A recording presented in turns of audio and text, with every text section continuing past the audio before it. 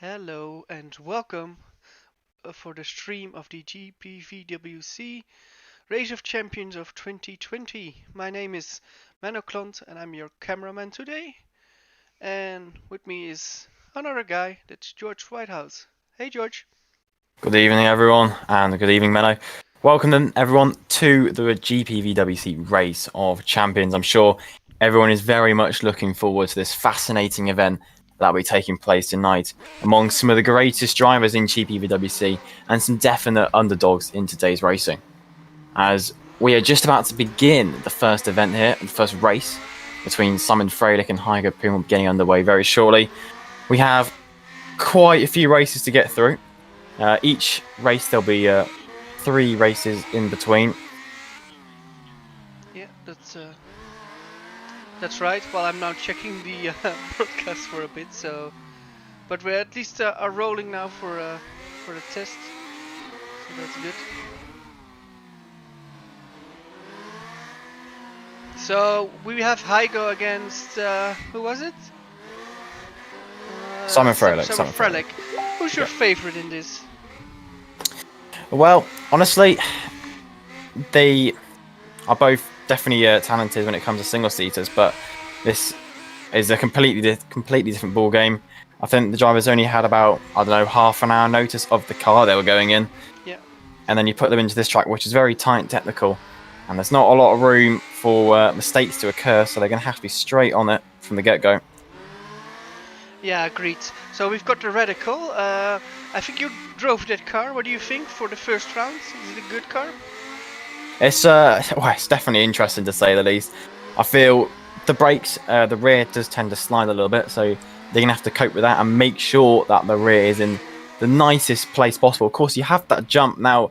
This car does have a lot of power, so we may see some airtime being brought over the bridge, but we will definitely see how that one will shape up. I agree. Yeah. Well, I'm just find a few things. I think this is a great car to start the round of 32, if you said it correctly. So I think you will see a lot of good battles, and I think this one we will now start is I think it will be very interesting because I don't see a clear favorite between Hygo and Simon Frelich. Of course, Hygo this year didn't won any races while Simon Frelich did, but yeah, Hygo drove Super League Lights in GPVWC while Mr. Frelich did FC. So yeah, two different types of drivers, but I think this will be very close. Indeed. Now we've got only 6 minutes or so before we get the first race underway. Each, I guess you could call head-to-head. There'll be 3 races with them to go at it. It doesn't matter if someone's winning the first 2 races, they will still go ahead and race the final race to see how, who's going to get on and basically the scoreline. Yeah, agreed. Well, I've got a little bit of a problem currently with the stream. That's just the name of the stream.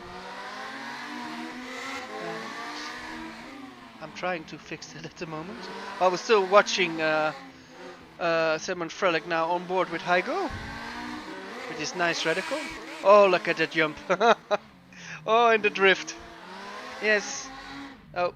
This actually went wrong, but I think both drivers already showed pretty good car control up to the point, so very interesting. Yes, I'm just trying to find the poll link for everyone's predictions, but I'm struggling to find where it actually is. It should be in the Discord of the Race of Champions, I think. Should be there. Alright, I will take a look then.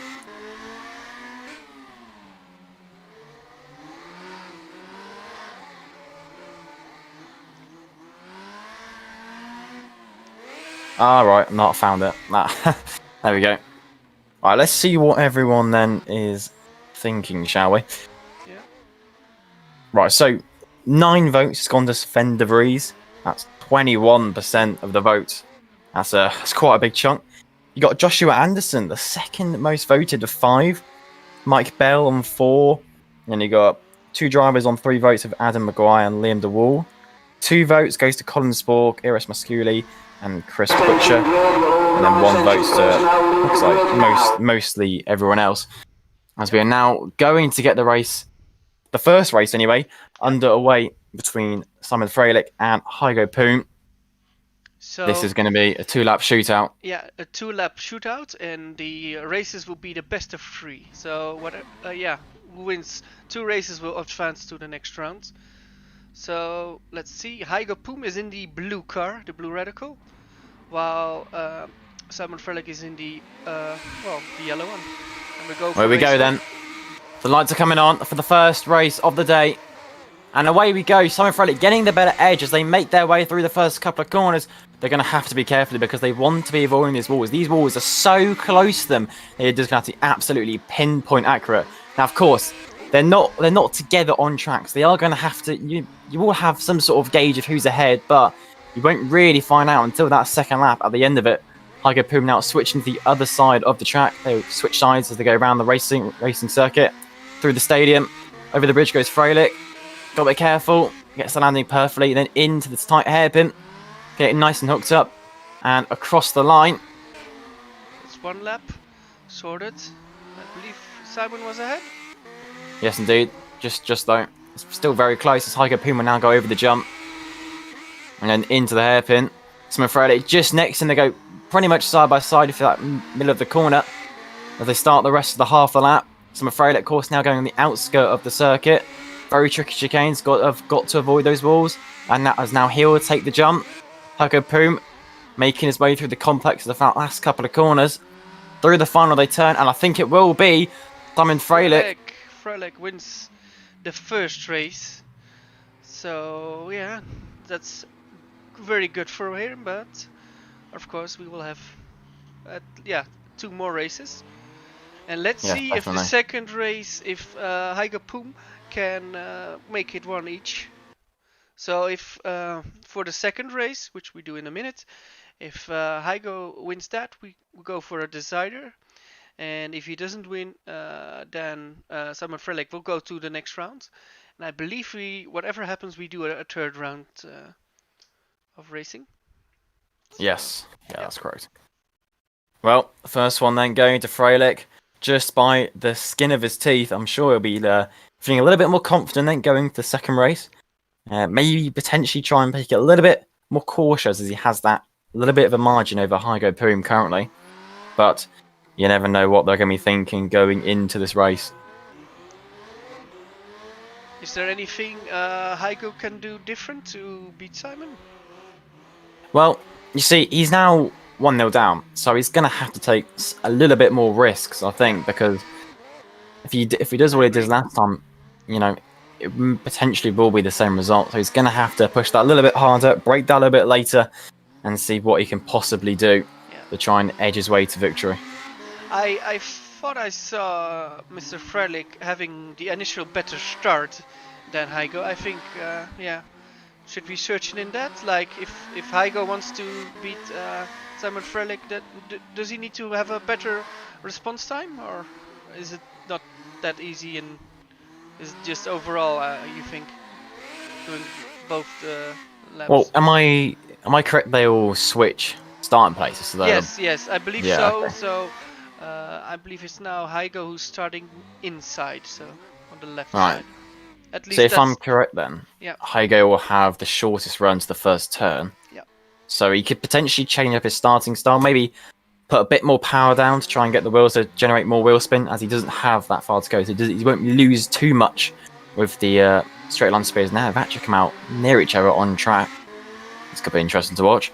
But yeah, I think for Hygo, he's just got to try and take a little bit more risk, and for Frelich, maybe the opposite, but at the same time still be pushing to his absolute limit.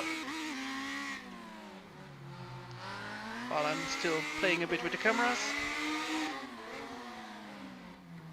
Speedy might. Okay.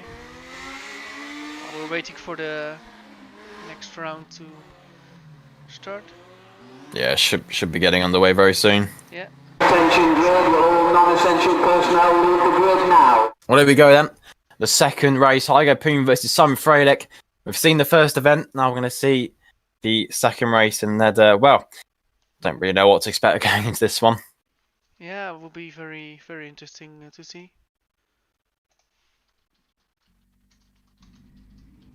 Right, well, here we go then. Waiting for those lights, the tension rises, the sweat mounts off their faces. Here we go. Yeah, now it's Heiko in the inside. Who will have the better launch? Here we go. Lights coming on for the start of the second race. And away we go. Oh, the very neck and neck between the launch. Poom, of course, having the shorter run into the first turn. Some of Frelich avoiding the walls to keep it nice and hooked up over first gear, over the jump. A little bit cautious over the jump. Poom making his way through the complex near the walls. A little bit sideways there from Poom. Makes his way into the middle complex. A little bit squirmy under braking as well from Poom again. Some of Frelich looking nice and comfortable at this direct moment in time. Looking good. They are quite close, actually. They're actually very close. This might be very, very entertaining there. Some of Frelich just ahead by the end of the opening lap. Poom once again going under the bridge. Some of Frelich now be going over the bridge, avoiding the jump and then dropping down into that hairpin. Gets on the power. And look at that. Frelich just ahead though as they start the second half of the lap. Of course, Frelich now having a little bit longer of a lap to do this half a lap. Got to be careful in this part of the track, avoiding all the walls. Poom though over the jump, nicely controlled. I think Hygo might actually get it here. Gets the X, and I think he will. Oh, yes, he gets and it. Will be Poom. Oh wow, that's one each. Oh, that is really exciting. Well, I made a mistake on the camera just before the end, but that was actually very exciting to see. It goes to a decider. Oh. This is going to be it then. So Yeah. Poom taking that second race victory. Ooh. I feel he was definitely more taking more risks, I guess you could say. Yeah. Definitely proving that hey, you can definitely take the fight this final third race. Yeah, it will be very interesting who will win the decider. And actually, I think a lot of people has predicted this will be like very close one. They could both win it, and I think they showed it. Indeed, yeah, you're probably right with that one. Yeah. I guess only time will tell who will take the victory here between the two. Now, if I'm correct, if I get up the actual table, the fixtures. Here we go. So, let me find them. So, whoever wins out of this one, if I am correct, will go against either Liam de Wall and Chris Butcher. Oh, Oh. yeah, well, we shall see that later today who that will be. Yeah, that's definitely that's a very good two drivers there. They'll go against whichever one of these wins. And for no doubt or question about it, won't exactly be the easy challenge. I think for anyone today, to be honest with you. Yeah. One mistake, it could be costly.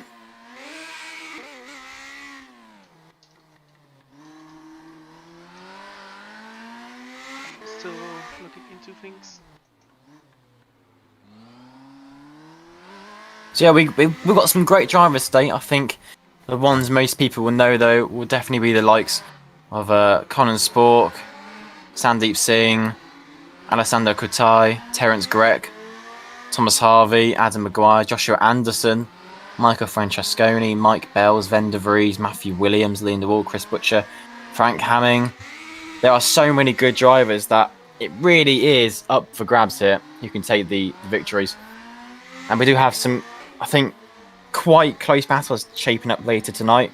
We'll see the likes of Sandeep Singh versus Mcgorgey, two talented drivers. Thomas Harvey v Ernest Lapins. Adam Maguire v Joshua Anderson. Liam de Wall v Chris Butcher. There are going to be some serious talent. And the racing can only get better from here. Attention grid, all non-essential personnel leave the grid now. There we're going for the decider. Yeah, indeed. Well, here we go. I've got no Race idea. number I've 3. got really no idea who's going to win this of the two. So will be interesting. Touch Ferlig now. Yeah, to be honest, this is going to be very close. I think they both had time to warm up, get used to the track now and the car. So they're both at most likely their peak around the circuit. It's going to be down to this then. Will it be Frelich or will it be Poom? The final race then of this head-to-head. Let's find out who's going to win. A good start from Frelich actually there. Poom taking a bit of a wider line as he makes his way through the start of the race. Frelich under the bridge, over the track. Poom over the jump, nicely landing into the hairpin. A little bit squirmish on the way in though. Gets the exit. Frelich just behind. Bit of wheel spin as well on the exit that corner. Poom into that tight and twisty hairpin under the bridge. And down onto the track. Very, very close. Here comes Frelich into the hairpin. Ooh, this is close. This is very close. I think it's going to get even closer. Frelich, a little bit of wheel spin there on the exit. Made a lane. Yeah. These are the mistakes you can't afford to make, especially in a race like this. Poom over the hairpin. I think Poom might actually get it here. I think he will. He's miles ahead. Yeah. Still got half a lap though, but he's now going to have to cope with these twisty few turns and the bridge section. Frelich is going to have to really get a move on it. He'll go over the bridge. He'll have the shortest run to the line. Oh, this will be close. He still has the this will be inside, close. but I think Poom's got it. Poom will take the victory then. Poom wins it. Oh, after getting lost the first round, he just wins the second and the third round. So Poom progresses to the next round. So if this will be the rest of the evening like that close, then I will immediately sign up for this, because this was really a great battle. What do you think, George? This was amazing, right? I mean, it was so close. I think there's I think for some people they'll be surprised. I think for some of Frelich he will be disappointed because he won that opening race. The Poom, he came back strong. And he definitely fought to his absolute full potential and took the overall victory. So now next up, who do we have? Because I can see Ryan Elliott, but can't remember who he's going up against. Let's have a look. This is Patrick Rozak. Okay. This could definitely be interesting. Now whoever wins out of these two will be facing. Yeah, who will be facing? Trying to find who they'll be facing. But for the meantime, Ryan Elliott and Patrick Rose. I think Patrick's not actually joined the server just yet.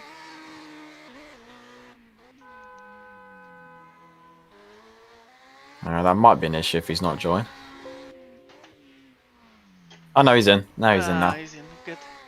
That's all good news. So it'll be Ryan Elliott or Patrick Rozak.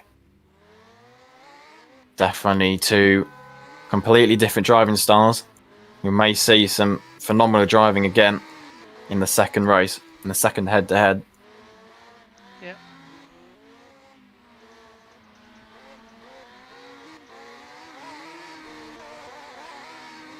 Over the jumps they go. Of course, this is the time they really need to, find the limits of the track before you get underway. Take a few extra risks, maybe try and find something out you've not found out when you've been practicing. Because, of course, they remember, they've only had roughly half an hour with the car. Although they have had time to practice all of the cars on the track.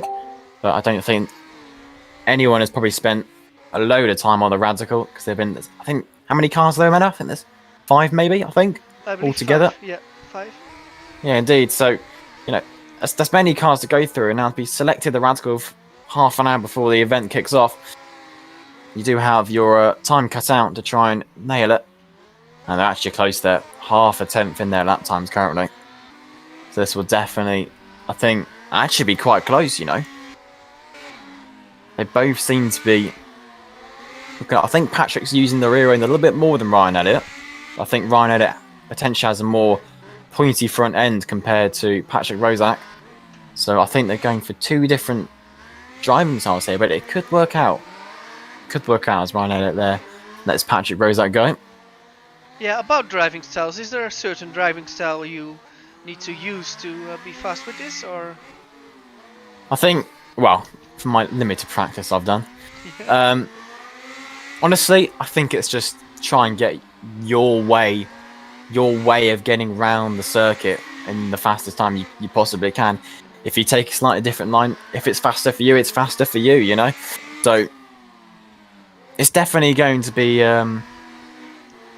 different, I think, for some people and how they approach driving. Because I know you may be fast in, say, a single-seater, but when that time comes, when you have half an hour to practice with the car and the track, you might not have had that time that some people are used to in the Career Ladder Series to actually be able to practice, get the setup. Because, of course, you're literally in this, just jumping in and driving. And it's not like it's an easy track to learn. This is... Well, I mean, I didn't even know the track existed 3 days ago, so it is quite a tricky track. So definitely going to be interesting.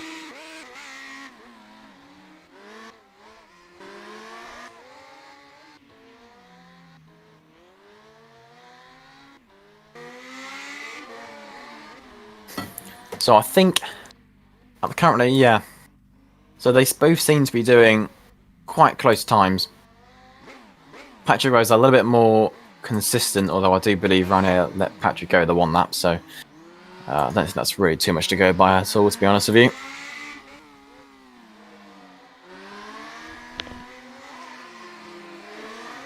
And this will definitely go down to the wire.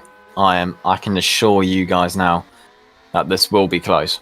This really will be close.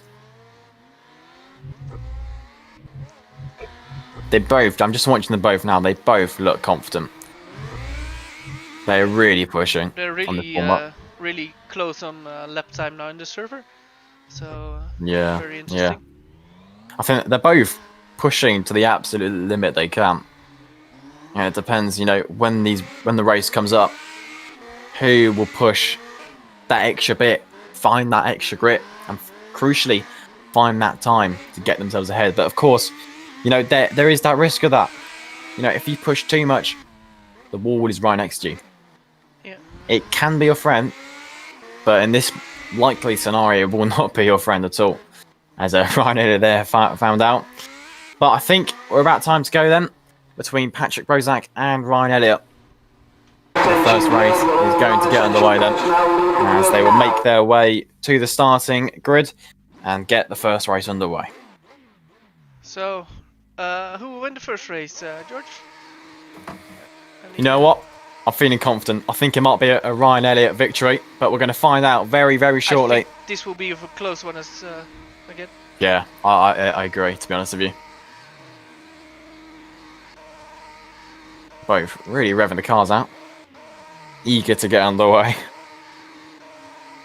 Here we go then. Lights come on.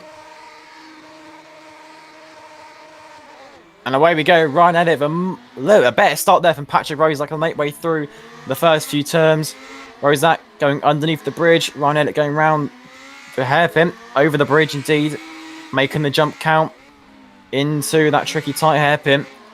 Getting the power on early as he can. The comfortable traction there from Ryan Elliott. A good lap. Good half a lap even. Patrick Rozak through the complex. Getting very close. A bit sideways there from Patrick Rozak over the bridge. Nice control. They're both absolutely loving this. They're actually quite close. I think Patrick Rozak is ahead. He is ahead as they make their way to start the second lap. Ryan Elliott's going to have to try and find some time here. Let's see if he can do it. But he is driving really fast, so can still make up for it. They both are doing pretty well. A lot of that's risk. close. Yeah. That's what I meant. You have to take some risk here. I think, looking at the two here, I think Rozak's using that rear end, just letting it to step out a little bit, and I think it might actually be working for Rozak here. I think Rozak is a bit in front. Let's see. Yeah, you're right. Through the hairpin they go. And across the line, and it will be Rozak by just over a second then. Okay. So, Ryan Elliott is going to have to... Again, but we saw this last time with Simon Frelich and Poom. Simon Frelich got that first victory, but Poom, he fought back. He put everything in it. Yeah. And he pulled off a wonderful 2-race victory. So can we see that from Ryan Elliott? Yeah. It's not out of the question. No, and it was still close, so it's not like you have a feeling, this he will win the second race. Rozak will win the second race easy. I think it will be very close. And of course, now you've got another, let's say 3-4 minutes. Then you can reflect, what did I do wrong this race? What can I improve? And if Ryan Elliott can find a little bit more, he can definitely challenge Patrick Rozak. Yeah, well, they have just under 2 minutes to maybe try something new. Who knows? Maybe just get consistent again. I think in Rozak's that's probably that's probably his best bet to do. Yeah. Now, Mano, as you know, I don't know this event at all. Will it go night or will it just stay day? I believe it will stay day. Right, okay, I'm pretty because sure. I really don't know much about it, to be honest with you. But this is going to be phenomenal with these few head-to-heads that have still come into tonight's adventure, I guess you could call it. Patrick Rozak v Ryan Elliott is the show at the moment. Of course, we had Ferlig versus Poom. Poom again, getting that 2-1 victory when it counted, and he'll be going into the next round of the tournament, I guess you could say. Yeah, it's a knockout tournament, so yeah. It's always good then. I think for Hygo, it's he can now relax and yeah, survive the first round, and I think this always is a good feeling. I think for him, and then tomorrow he will just do his best and see what he can do then. So yeah. Yeah, indeed. Currently though, it is that 1-0 to Patrick Rozak. And with 2 races to come, Ryan Elliott is going to have to do something special. Yeah. And to be honest with you, I reckon he can. Poom did it. Yeah. You know, so it's going to be interesting. Really will be. To be fair, yeah, I don't have a preference, but I would love to see Ryan Elliott win this one. So we've got a decider again. I think, yeah, deciding third races will always be preferred. Indeed. Well, let's get then the second race underway between Patrick Rozak and Ryan Elliott. Ryan Elliott eager to get out there as he's immediately onto the grid. Patrick Rozak, again, now he's onto the grid. So we've got 20 seconds then to find your thoughts, find your brain, and let's get the second race underway.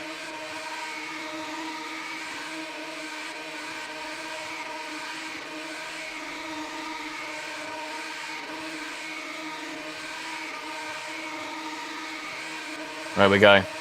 3 seconds on the clock. The start of the race. Building up those red lights. And away we go. Ryan Elliott with a little bit of a better start than Patrick Rozak as they make their way through the first couple of turns. Rozak again using that rear end to slide his car around a little bit more than Ryan Elliott. Ryan Elliott again relying on that front end, relying on the grip to get him around this course. Avoiding all of the walls. Being as brave as you dare. Across the first half lap. Into the complex. Patrick Rozak. Over the track. Oh, look at that. The rear end really stepped out in there. Potentially on purpose. But Ryan, they're very close actually. I think Ryan Elliott might be just ahead. It's unbelievably close actually. No, it's still a tenth in it. Yeah, only a tenth in it. This is very close. One mistake here could be absolutely crucial between the two. Patrick Rozak over the bump. Into the hairpin. Gets the car turned in properly. I think Ryan Elliott. I think Elliott's closer, you know. I think he may be slightly closer. We'll see though. I don't Patrick think so. Rozak under the bridge. I fear Rozak for Elliott. Rozak is still ahead. Oh. We're about to find out as they make the way into the hairpin. This will be close. It's close. Elliott's got it. Oh no, maybe not. No! Oh no! I think it's Rozak, or is it Elliott? Yeah, it's Rozak. I think it's Rozak. Oh, amazing! That was close. really good. Those last few turns, we were on board with Ryan, and you just know he's got the inside line, but you don't know how much exit speeds Rozak can take, and it's really close. So I think yeah, it was great to see. So yeah. So that's I think it will be a Patrick Rozak win then. I swear they were doing the third race. Yeah, I want to see if they do that. Maybe not. We shall see. And if not, then doesn't. Well, in the end, half a tenth was all it needed. A beautiful half a tenth.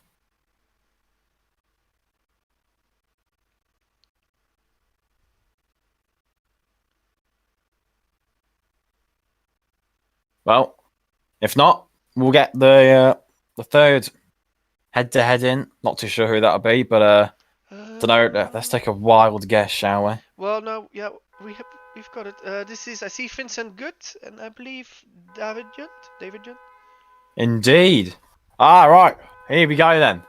Well, we've currently only got one driver in, but very shortly we'll have both of them in. Yep.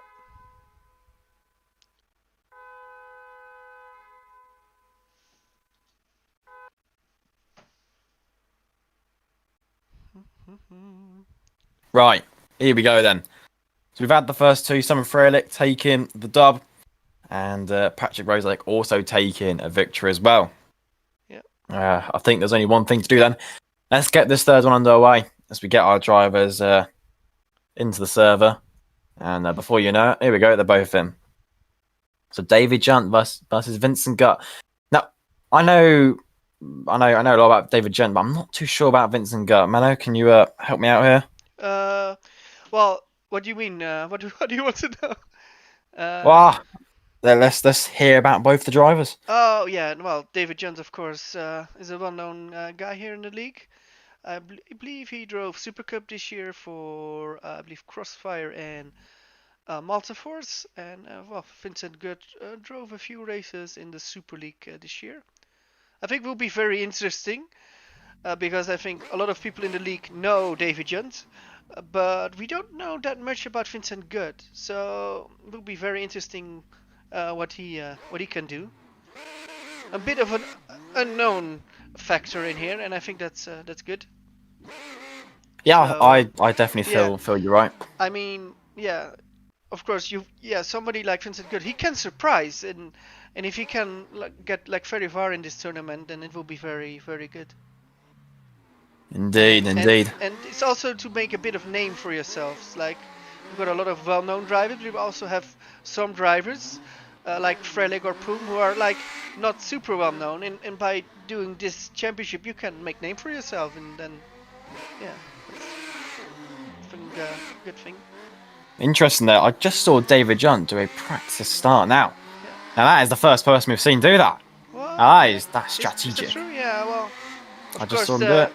Of course, David knows how to, I think, to drive this car, but also to test all systems just before we're going to race. Smart thinking. It is smart thinking. Will it work out from though? Who knows? I don't know. You don't know. We're going to find out. I believe, I heard a lot of people say that David Jones was their favorite, but I'm not so sure because, yeah, not a lot of people know Vincent Good. Maybe a few do, so yeah, I don't count him out. So we shall see how I will do. Yeah, it's definitely going to be a fun one, and I think definitely interesting between these two drivers who will come out ahead. I think there's only one way to find that one out. Yeah. Now, I do believe, did we have a winner vote on these two? I think we might have actually. Well, we had one on Ryan Elliott, and I believe, do we have one for Patrick Rozak? No, we didn't. So we only had one for Ryan Elliott so far. What about David Junt and Vincent Gutt? Let's have a look. I don't think so. No, there's not. So, two unvoted predictions. So, but you see, underdog. Yeah. This is where it comes into hand here, because these two drivers, they're both talented drivers, and again, in this scenario that realistically nobody's familiar with, let's be real here, it will definitely provide some action and some entertainment going into these two races. Yeah, let's see. I'm now looking at the current times. Yeah, only 1/10 in between, well, half a tenth in between them now at this testing. So it's a 34.890 for David Junt and a 34.945 for Vincent Good. So that means it's still very close. It's close enough that if one of them makes an error, the other one could potentially, get it. So.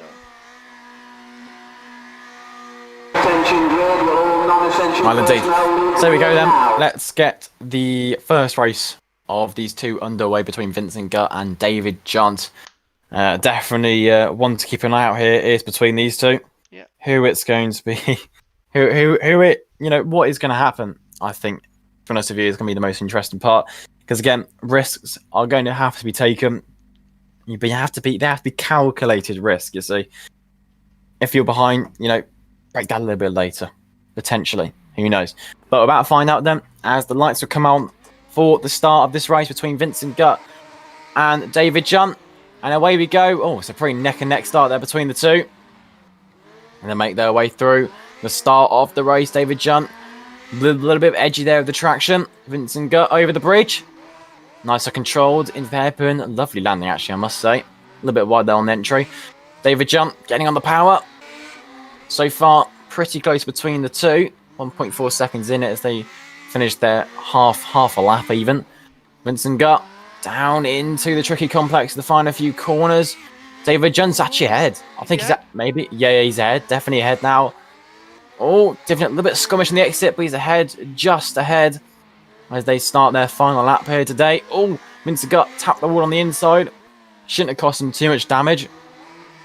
David Junt, he's got to be careful here as he makes his way through the final turn to start his next half a lap. Still very but close. Vincent Gutt, do you know what? I think David Junt's actually quite a bit ahead here. I think he's roughly around 3 or 4 tenths ahead. We'll see though. We'll see what this next half a lap brings to offer over the jump. Oh my life! David Junt very pointy on the landing. But he will win it. But, yeah, he is ahead. Yes. Oh, but not by that much, yeah? Yeah, it's still quite close. Yeah, still quite close. But it will be David Junt taking the first victory. David Junt gets race 1. So, question is, will we go to a decider for this one, or will we see a double win for Junt? Well, to be honest with you, he still has a bit of margin, David. Yeah. So, but yeah, maybe Vincent now goes all out. So we shall see. Yeah, I think you're right. This could be very interesting. The second race. We'll see though, as we got a couple of minutes for these guys to sort themselves out before we begin the second race. David Junt, he's definitely got the edge here going to the second race. I think Vincent Gutt's gonna have to work a little bit more hard. I think maybe take those few extra risks. Let's see what he can do though. I'm feeling confident in both these drivers. They both head out to start their last minute preparations and practice. When any of them do a practice start, doesn't look like it. As they begin their 1.5 minute warm up. Now, Mano, what will your predictions be for the second one? Ooh, difficult. But I think David Junt had a bit of a edge to play with. Like, it was quite close, but he still had, I believe, a few car lengths for Vincent. So realistically, Vincent still has a chance, but he needs to drive, I think a bit faster to actually make it work. But of course, I think you're right. They now start on the other side, so that could be a factor. Can still see Vincent Gutt actually winning the second one, but he needs to do something special. Yeah, that's the thing. I think these races are so unpredictable, to be honest with you, because they are completely out of anyone's sort of like natural driving. But it's all about skill and also about adapting to the circumstances. And if race 1 didn't go like you wanted to, then of course you've got race 2, and maybe you can change the way you're driving, or maybe take a bit more risk in a certain corner. So yeah, you're right. You're definitely right there. I think the race will get underway any minute now. It's definitely going to be interesting between these two. We've seen it in race 1. David Junt having that first victory, but can Vincent Gutt fight back? Can he bring a second victory? Can he get that first victory in the second race potentially?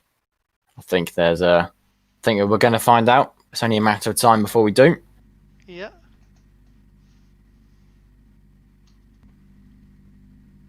They line up on the grid, waiting nice and patiently.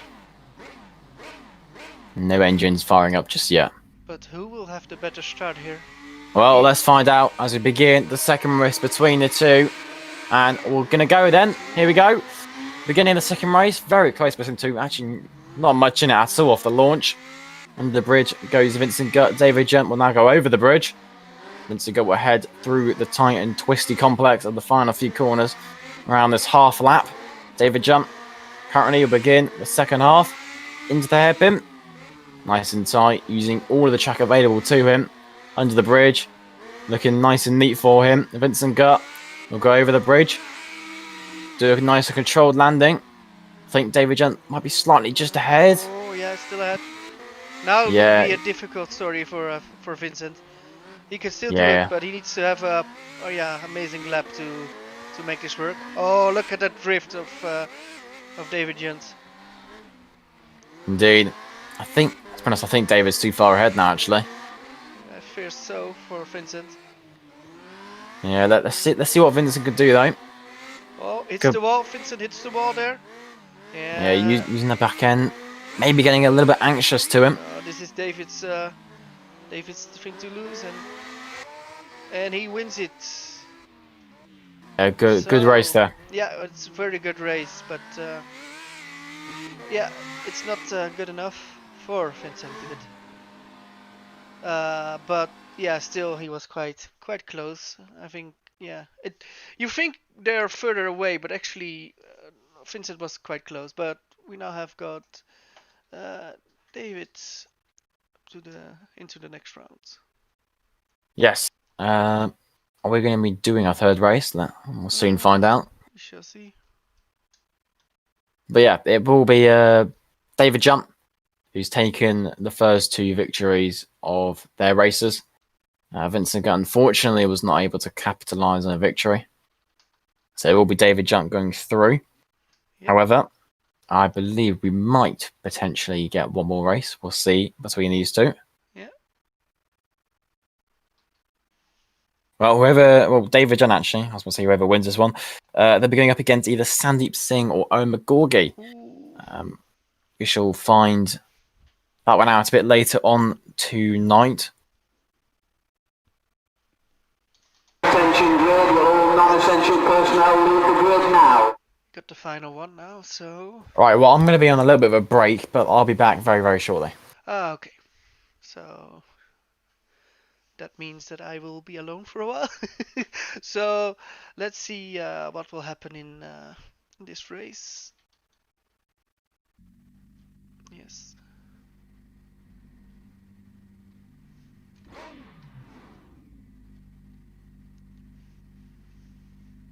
The final one. Can Vincent Gutt win the third race? We shall see.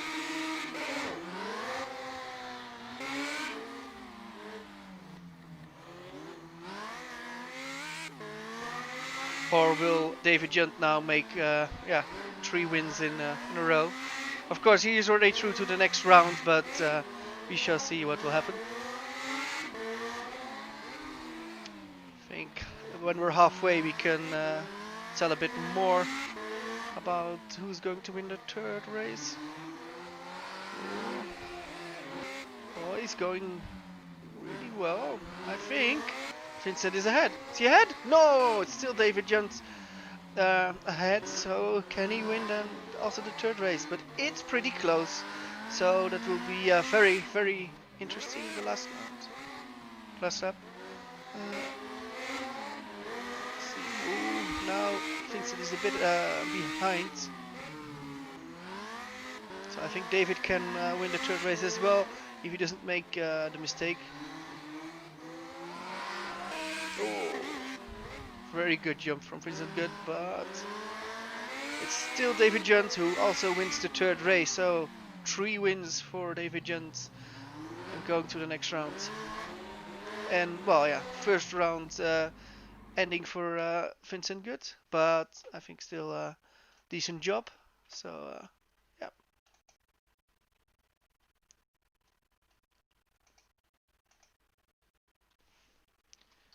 Well, I'm now going to look who we will have for the next round.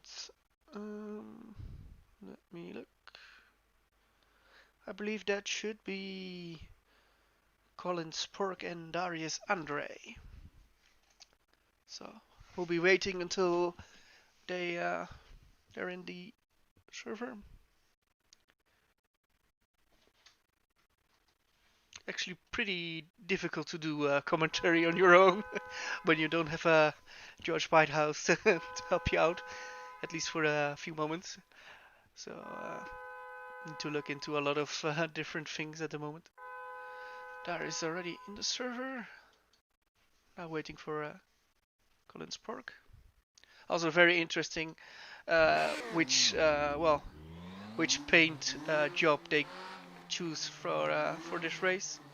I believe I saw a beautiful paint job on the car of Ryan Elliott already, and yeah, I believe we saw a blue with white one already, a yellow one, and this is the Darius is using the red with what's it with yellow, and Colin is actually using the also a red with what is it, bit of a yellowish thing with a Canadian flag on it, so very interesting.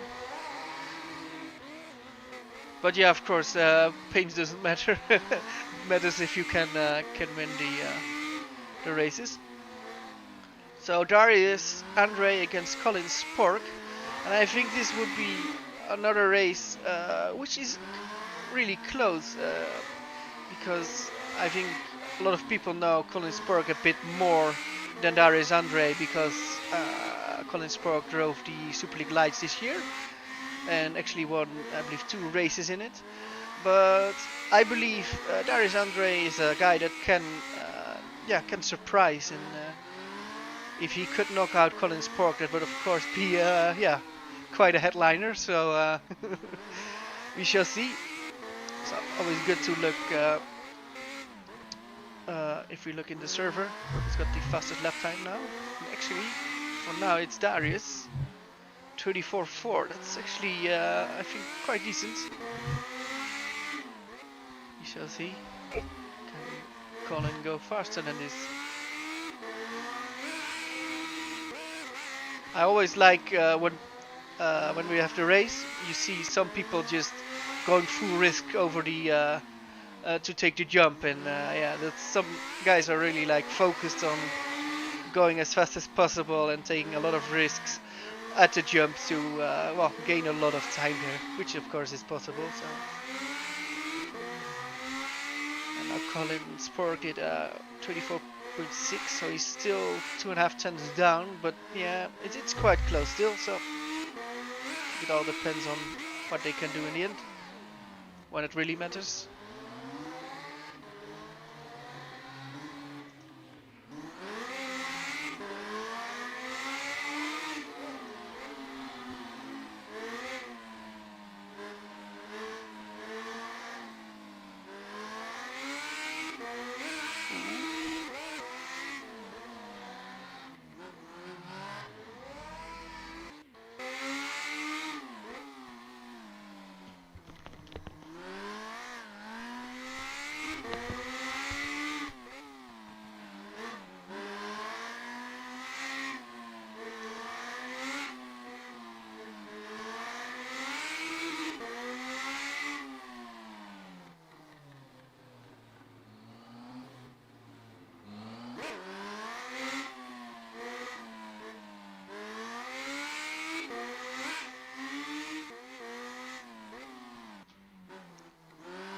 Well, I believe now only Darius Andre is testing. Colin just took a break. There he is again.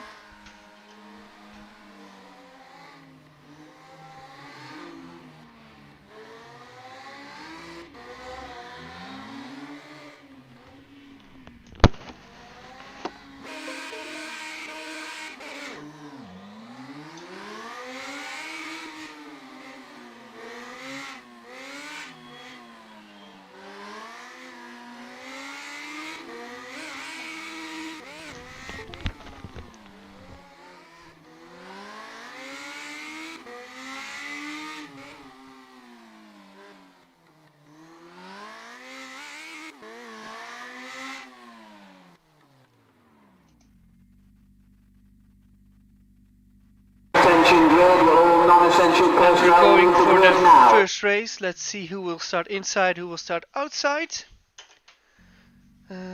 So I believe it's Darius starting on the right side and Colin on the left side. Yeah.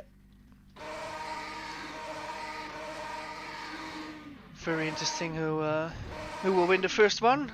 Will be a very close one, I guess. So.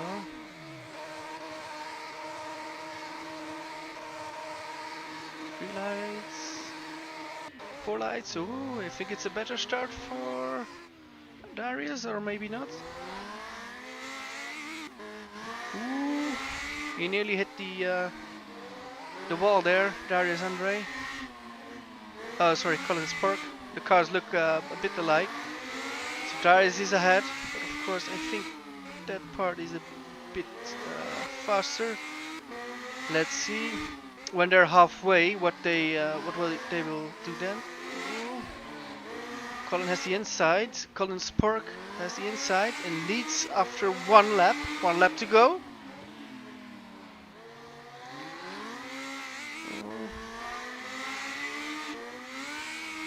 And the jump for Darius Andre. Oh, it's close for it. Now he's quite ahead of Colin Spork. Oh, this will be a very good final half of the lap.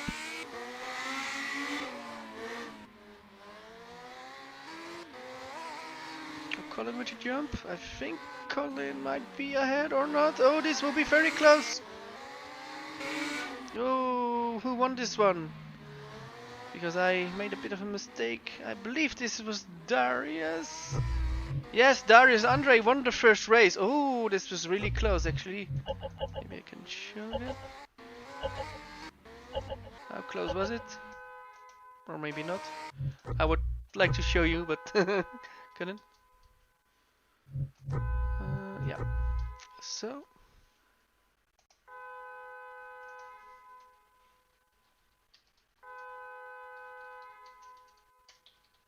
So Darius Andre won the first race.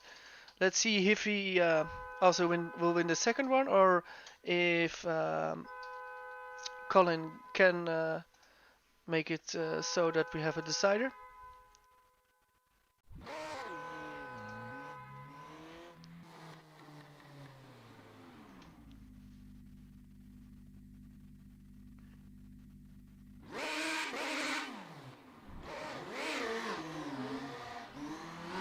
Yeah, and both of them want to have more practice time on the server, just to have that final feeling of the car in every circumstance. So they both go out for on the track. Right, I'm back. Ah, finally. Yeah. Yeah, we had a delivery from, I don't know, I think it was either Waitrose or Tesco's. We literally ordered the shop. Anyway, that's besides the point. Yeah. So, did I miss head-to-head, or well, we had David John win the second race, David John win the third race, and now we had one race, Spork versus Andre, and Darius Andre won the first race. So, yeah, that's how it is now. So. All right, beautiful. So Yeah. we're going to the fourth head-to-head out of, Yeah.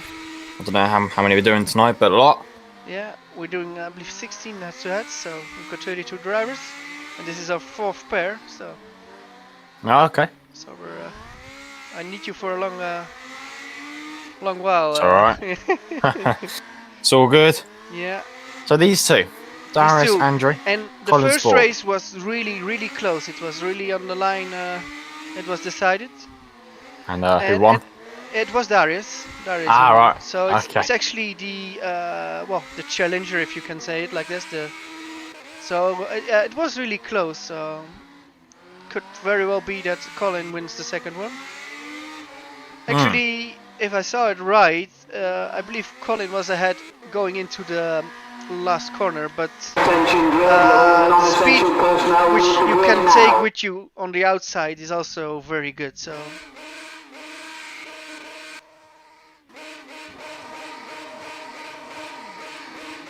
Right, well, 20 seconds then before we kick off this one.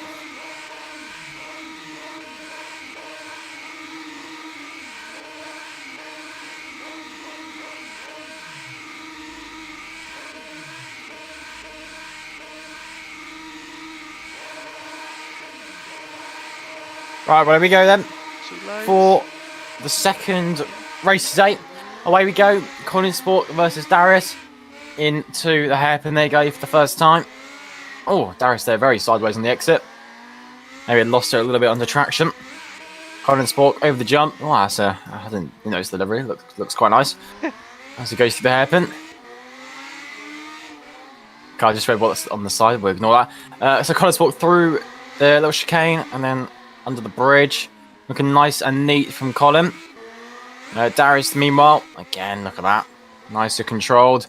Over the jump. Quite close between the two. Darius, I think, has a slight edge. Oh, actually close in so this close. match. Yeah, this is going to be actually very, very close. I'm thinking about it. Colin Sport. Over the bridge. Decent. I'm not too sure if they're actually taking the bridge flat out or not, because I probably would, but that's just me. Darius going across the line of this half lap we've done. That's going to keep confusing me. It'll go over the bridge. Let's see if they keep it flat. Yeah, they do. Oh, just about. Oh, this is very close indeed between the two of them. I think Darius will just about hang on to it. And indeed it does, so it's another victory there. Goes to Darius, and I believe is he through? Yeah, I think he's through, am I right? I believe he's through to the next round. Okay. So let me see. Is that then the first one? No, it's the second one that was like not from the ranked from the ranked people. So Darius Andre to the next round. So that's very good. Well, I think Darius is actually surprised more than anyone here. Yeah. I think we'll do a third race. Yeah. I think he's surprised because, of course, he knew who he was up against, and to beat him, I think, means I think more than you might think. Like, oh, he just shows that he's quite talented. So for any future team bosses, he can always say, "Look at this! I beat this guy in the race of champions."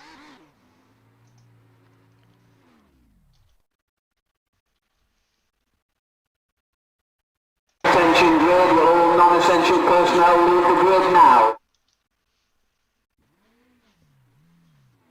So, the third race, so Darius has already won.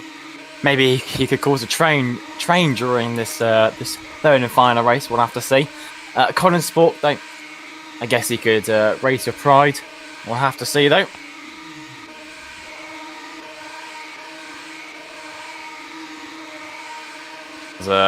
Waiting for the lights to come up in about 2 seconds time. Here we go. Let's begin the third race between these two. Into the first few corners they go. Colin Sport taking a lot of grass there on the exit of that under the bridge part. Darius heading into hairpin a little bit wide. Gets the power nice and you've got to be careful on the traction, because if you do just floor it in first gear, you will end up the other way. As I found out, Colin Sport there going through nice and neat, keeping it nice and tight, hooked up nicely as well. Over the bridge, landing it quite nicely. And that's even closer. I think Colin Sport is just ahead, maybe not. Oh my life, it's unbelievably close between these two. Yes, it is. Under the bridge goes Colin, and over the bridge goes Darius, landing quite nicely into the hairpin. A much better line through the hairpin there from Darius. He gets the power on. Colin Spork, as he's now on the straight as well. Bang the wall again. 2 bangs there from Colin Spork. As they'll go over the bridge into the ground. Oh, I think Darius might just get it. Yes, no, it's it's Darius again. Oh, even closer. Oh, and Colin, yeah. Oh, I don't think you just like that one. Losing, I think. Yeah. So, Darius Andre. He's quite good at this, so wonder what tomorrow will bring for him. But how you say it? A whitewash? Potentially. Yeah. So that's quite interesting. So our next pair, who are they? Let me look. Any Oh, suggestions? is it Eros Musculi versus who? Liam Who is? Rants. Yeah. Yes, that's it. That's it. That's it. Oh, Eros Musculi. So interesting. It's definitely going to be close. I think potentially you have. I'm not too sure if people will favour starting left or right. Yeah, I'm not too sure if there's an not actual sure. advantage of this around this circuit, but who knows? Potentially there is. I don't really know, to be honest with you.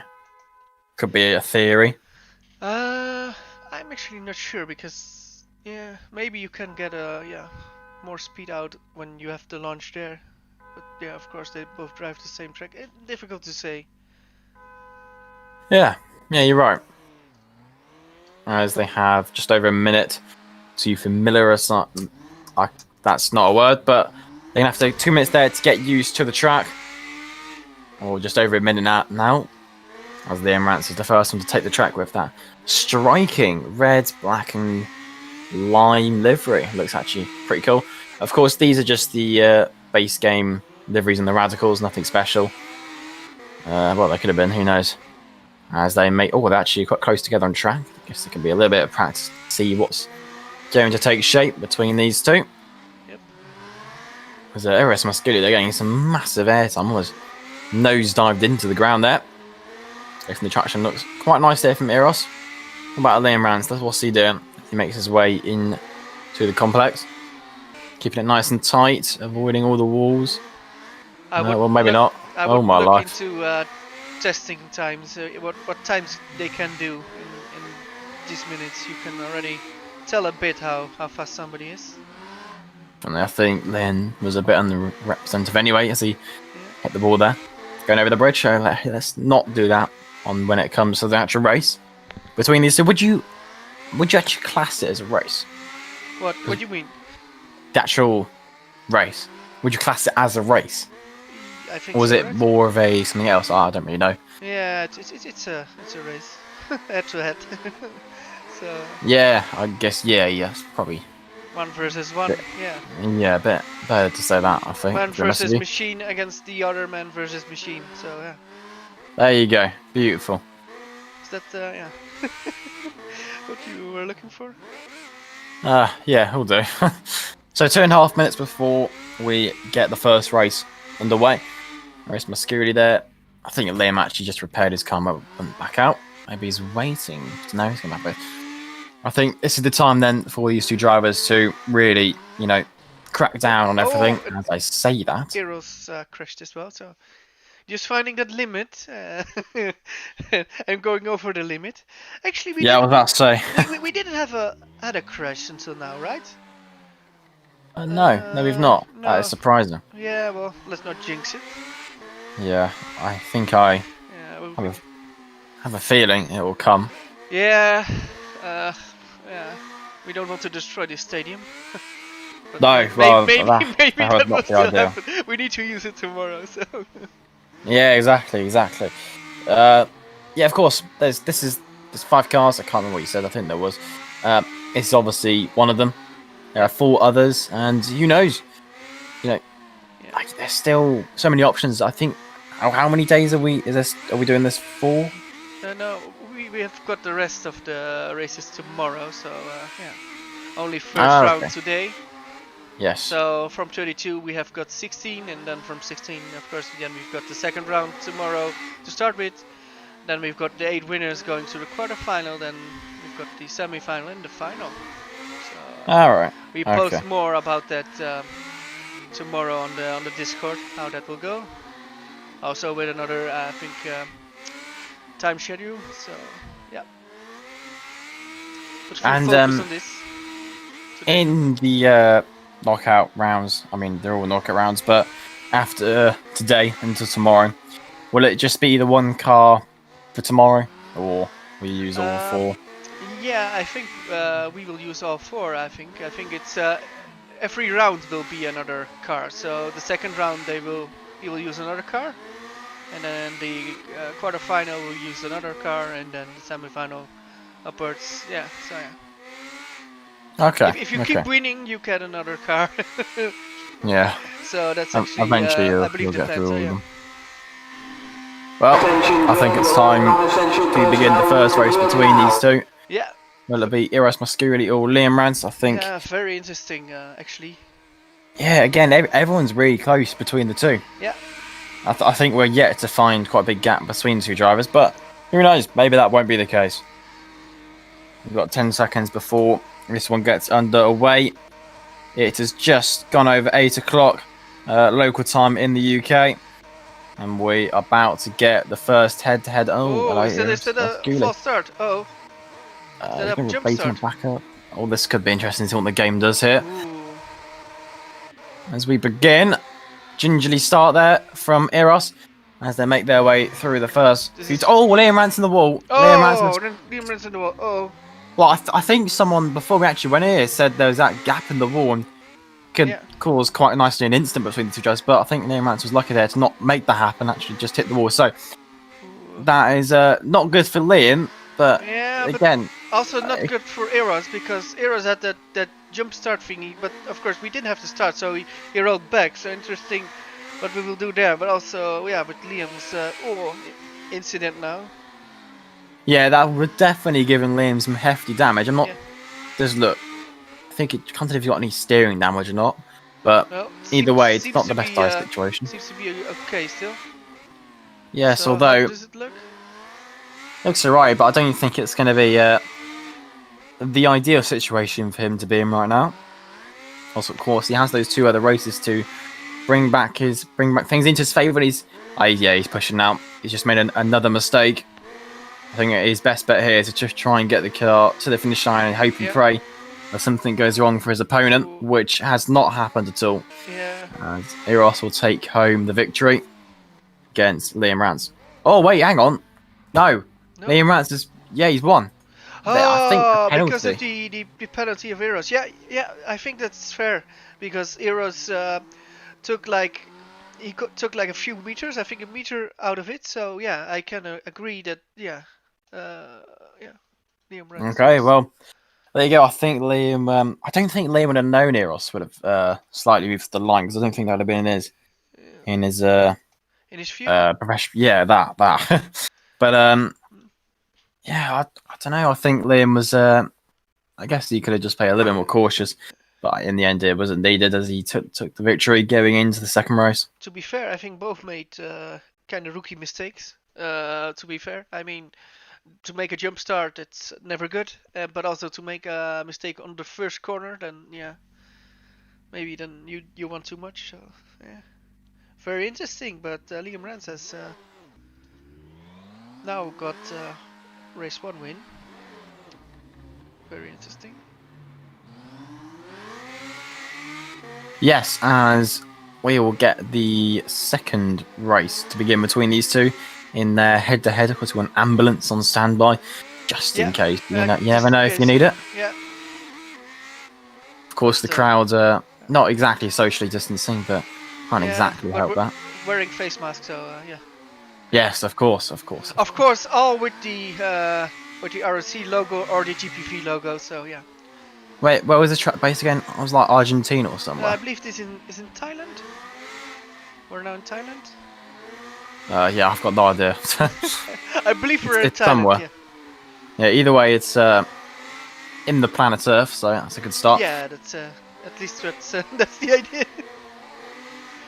We've got just under a minute between these two to get themselves prepared for that second race. Now, Menno, do you think, Liam Rants can actually have a little bit of a better race and potentially bring back things in his favour, or do you reckon Eros can I expect seal the deal and get a win? It will be 1 each, I think. Okay. I think Eros still looks pretty fast, but yeah, Liam can be quite close, but yeah, he should stop making those mistakes. I think he actually did the right one, Liam. To actually after the incident, he knew he would lose the first round, just to push like there's was no tomorrow, like just to get everything out of the car for the second round, so that you then know where the limit is. So. Yes, definitely. As we got a few seconds now before the second race between these two. Liam Rants versus Eros Musculi. It's going to be a close one indeed. So we have just a few seconds now before we find out between these two who is going to have the edge.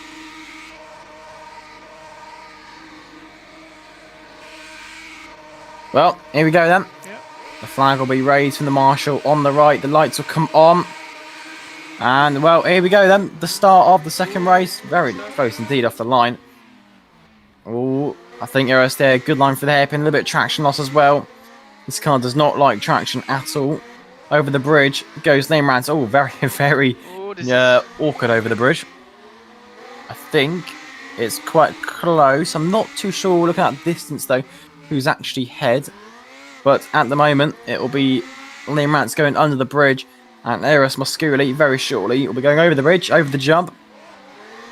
And he's going to come alongside each other. Very close. Eros just ahead. Just ahead. Oh, that's very close. That is very, very half a tenth in it currently between the two drivers under the bridge. Goes Eros. Can Liam Rants, can he get it? Can he make the major upset by knocking out Eros Musculi? Can he do it? Well, he's going to have to try harder because he's just behind. He's ahead by a lot, I think. Well, we got half a lap to test the swamp through the final few corners for Liam. It's now or never. He's going to have to put his whole life into this last corner. I think he's going to do it. He's done it. He's done it. He's done it. It level. Oh, he's won. No, he's actually won. I keep forgetting this penalty got applied, so that will be Liam Rants controversially going through into the next round. I didn't see this one coming. Yeah, you see, one mistake, it can be a deciding factor. So, well, with all respects, I think a lot of people didn't see this this in the card. Yeah, well, actually, 2 people voted in the poll for Eros Musculi to take the victory of the whole event, the whole tournament even. And, well, I'm afraid those 2 people have had their work cut out today. Yeah. Wow. But we still have a third race, I think. We do. And I think this one will be more for pride, I think it's fair to say. Yeah. I think Liam, though, will be pleasantly surprised going into this third race.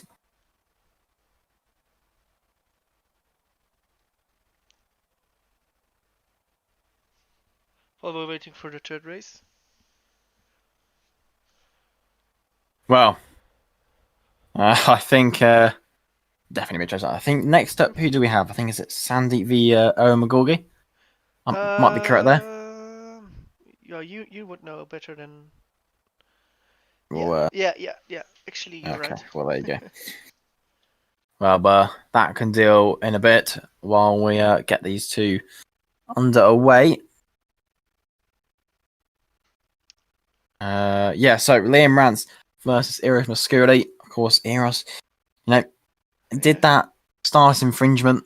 Well, did it actually cost him the race? And yeah, I think it's fair to say it did.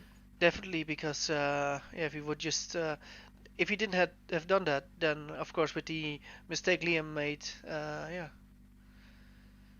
he would of course never have won it. But yeah, Eros' penalty helped Liam there. Well, it doesn't look like we'll be doing the third race. I think next time we will be bringing in Sandeep and Owen Mcgorgey. I think we're also looking at the time, and I believe it's you're right. Actually, we want to have the same time, so that's why we're not doing the third race. So all right, we keep a tight schedule. Now, these two, I think, for a lot of people, has been coming up in a second. Has been the one they've been wanting to watch because you have Sandeep, who I don't know how many years he's been in GPWC. I think Mena, you'll know that better than me. I think 2014 at least. I think I would say at least. So I think it's fair to say a long time. Yeah. And I think for most people, he is a respected driver in the community. But then On the other side of the grid, you have Owen Mcgorgey, a fresh new talent into GPVWC. And of course, when you have someone who's fresh and is talented, like so many drivers are in this community, it is quite interesting when you pair up these two drivers. You got your respected old, fast, clean up against the young, fresh, and wanting to do well breed of drivers. I think it definitely creates an atmosphere that can't go unnoticed. Yeah, I agree. Sorry, I was a bit busy waiting. I think we're just waiting for Owen to join the server currently, as we currently just have Sandeep going around the circuit. Yeah. Well, I want to take a look at our Discord page because I think a lot of people are putting in messages at the moment. Oh, it's kind of okay, yeah.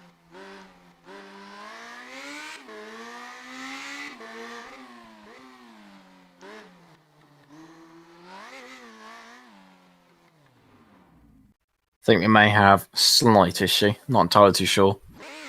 A few people might just bear with us here while we try and get Owen in.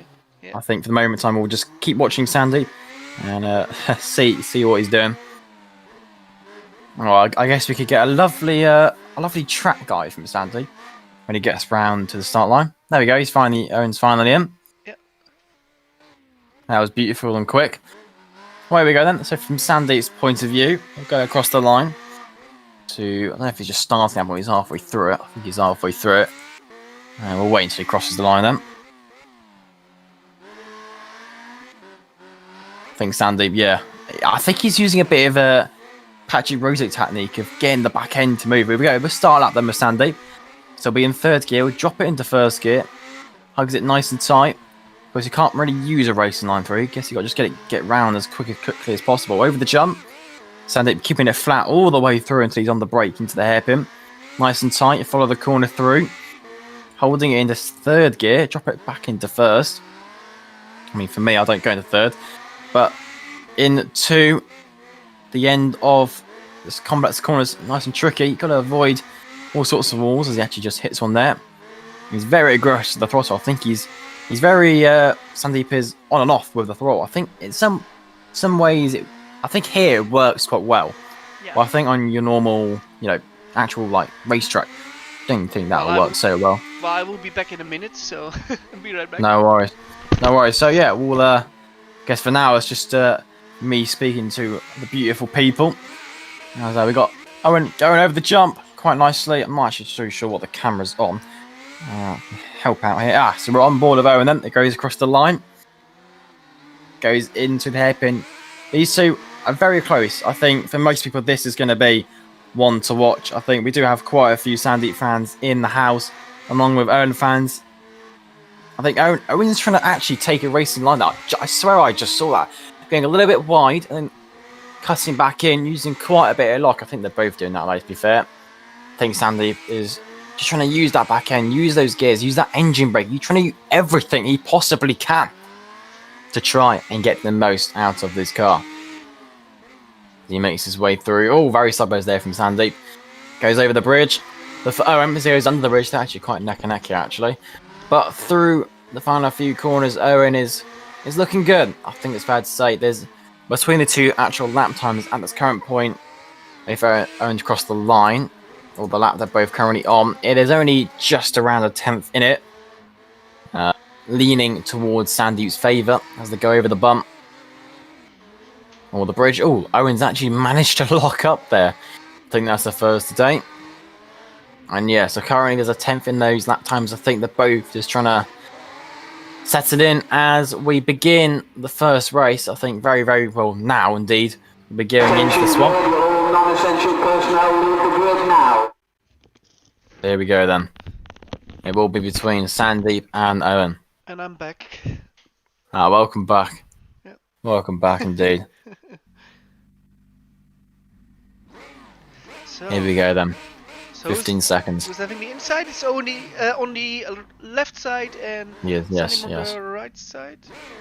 Sandeep is, I don't know what he's doing. I'm warming up the tires.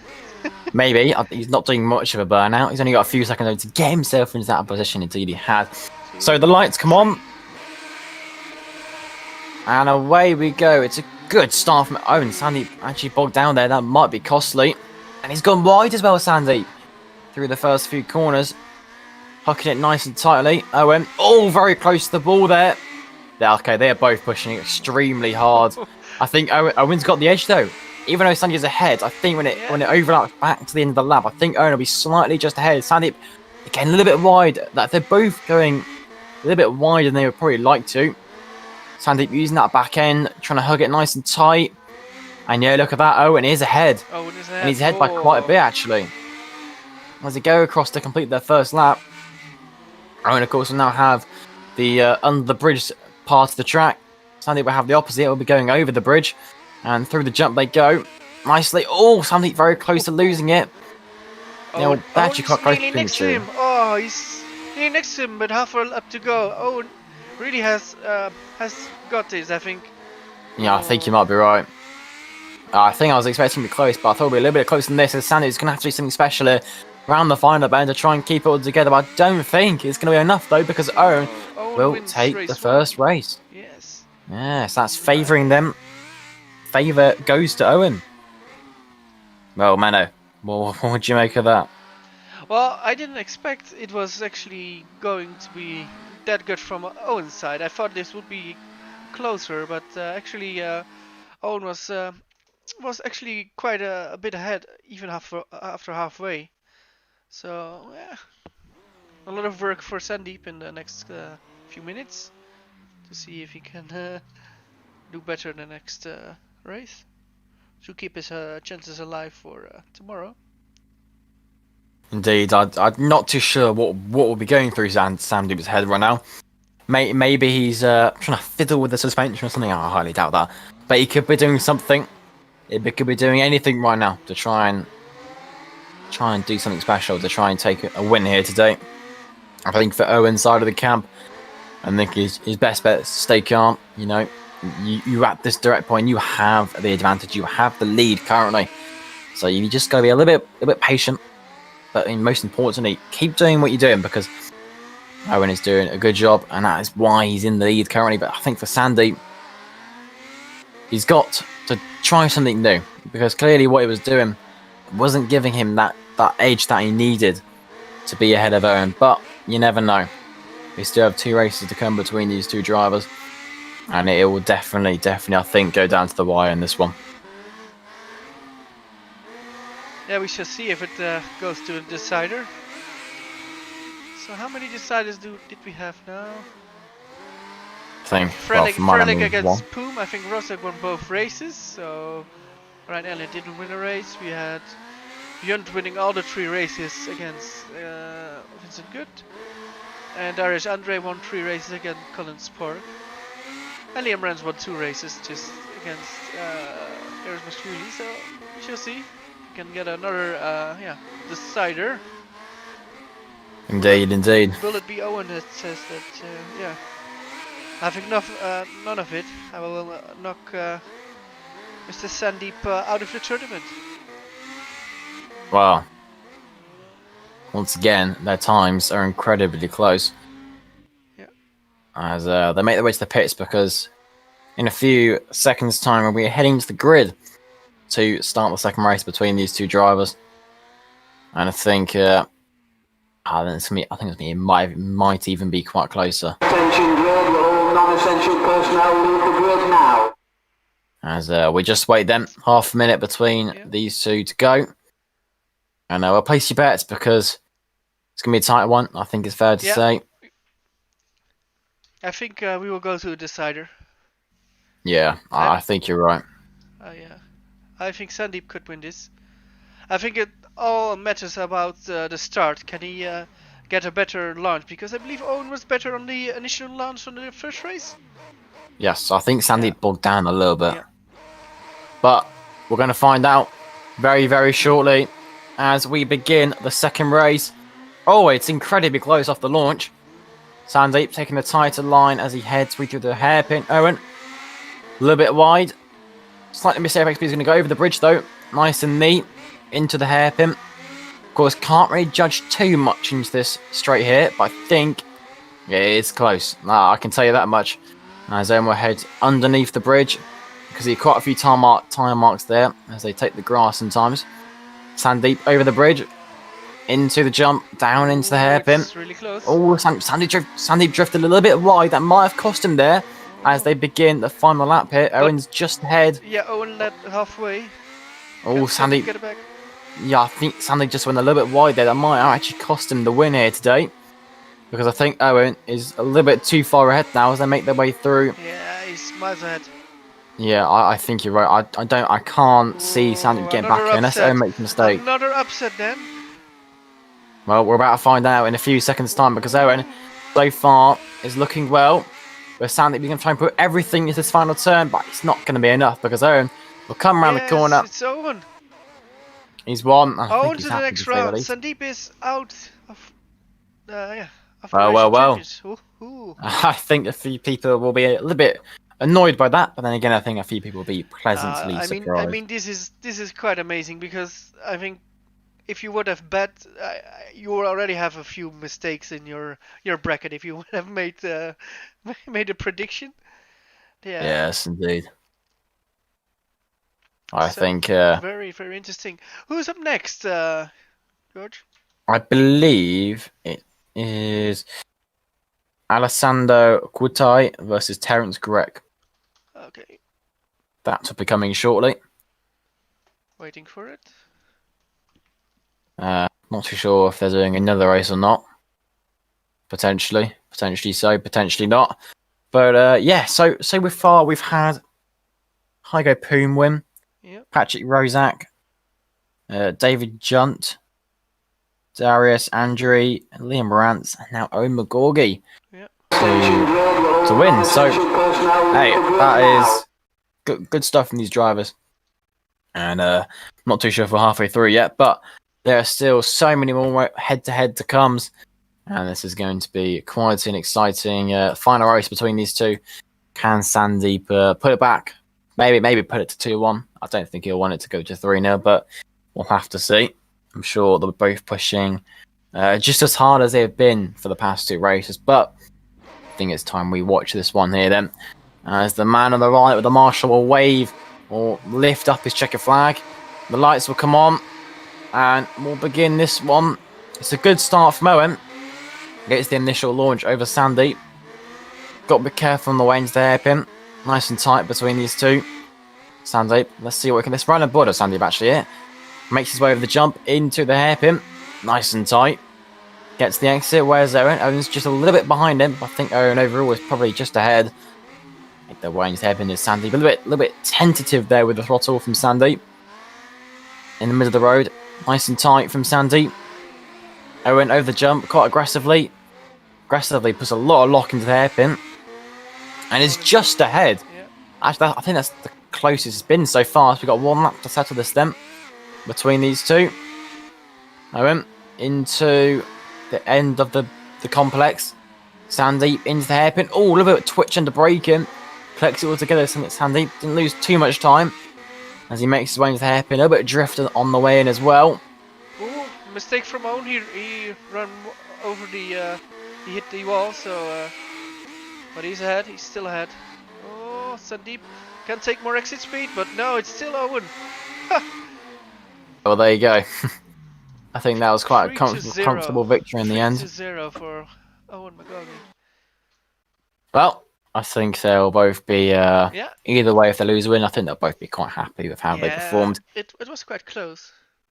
Yeah, I think you're right. I think you're right with that one. Actually, I'm not paying attention that much on lap times, but yeah, maybe later we will have a bit of a stat about lap times, maybe tomorrow, because then we can tell more about who actually was maybe the fastest loser.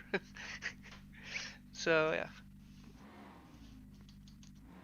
So we're now going for Terence and Alessandro Quintai. Terence already is in the server. And Alessandro Quintai as well. Yeah.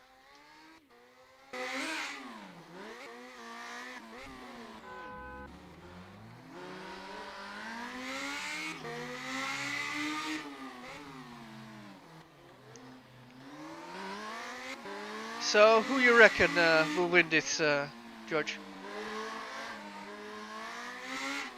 Between these two, Yeah. well, they're both talented as single seaters, but then again, Yeah.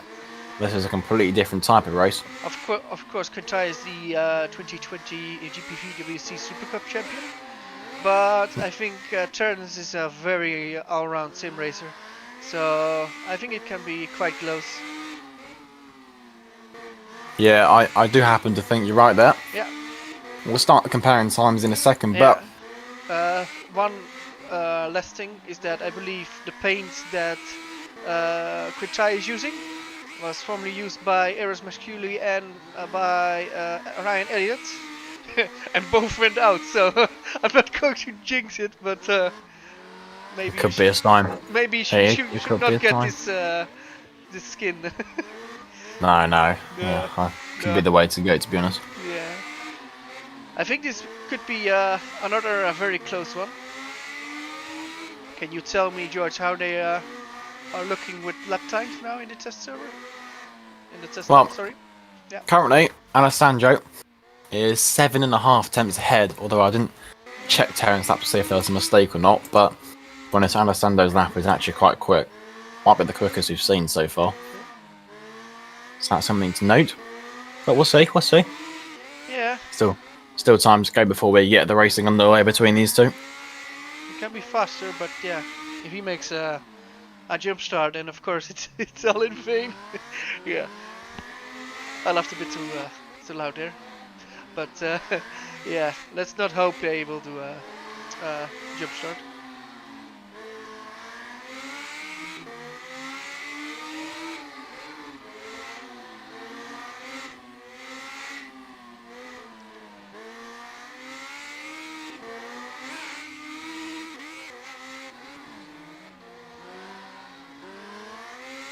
Right. So, just over 2 minutes to go then before we get the racing underway. And, well, the gap's now down to half a tenth. No. Half a second between these two. Man, that's what I meant to say. Yeah. And, well, I think once again it's looking to be quite a close race. I think it's fair to say. Right. So.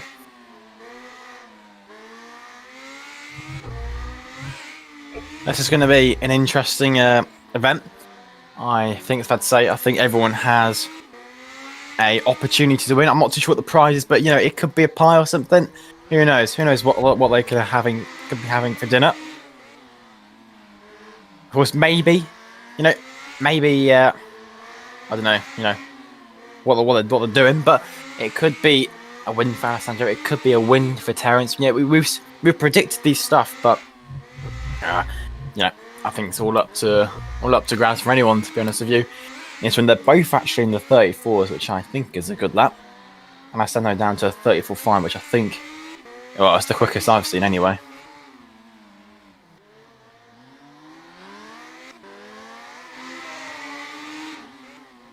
Well.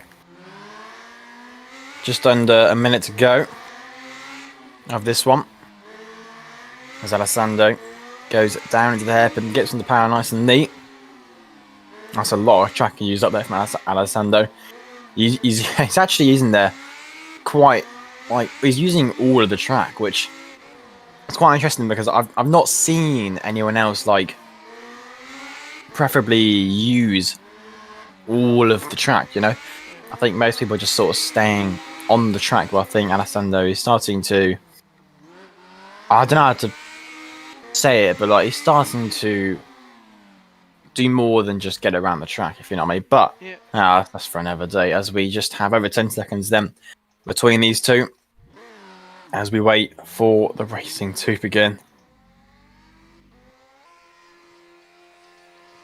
Attention grid, will all non-essential personnel leave the grid now?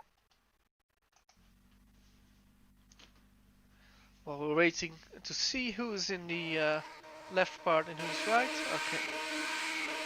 Quintai is on the left part of the track, and Sharon's on the right part.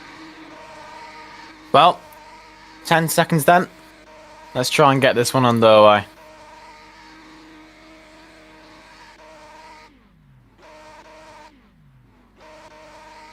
So, the man on the right waves his checkered flag, or puts it in the air. Lights are on, lights are off, and away we go. Alessandro with a slightly better start. Terence a little bit wide in the middle part of the track. Alessandro going a little bit wide and then cutting back in. Nice and neat from both drivers, in fact. Both of them putting out some good cornering speed. Let's go across the line for the first half a lap done. As they'll switch positions on the track. Down into the end of the complex for Terence. Will this be close? It's looking quite close. Yeah, it's still quite close, but Quintai is ahead. Yeah, just though. He had a massive wiggle on the exit that corner. Into the hairpin goes out at Alessandro. Under the bridge. Back down into the last couple of corners. Terence over the jump quite aggressively. I think he's looking at nice and neat so far. Yeah, but I think Quintai is behind, but he's ahead. But yeah. Yeah, I think you're right. You know what I mean. So he's quite close with half a lap to go. I think he can win the first one. Oh, look that jump. They take a lot of risk there. But Quintai wins the first one. The first out of 3 is for Quintai. Well, I think that was a quite an exciting race. Yeah. And I think Alessandro then is looking very nice and neat so far.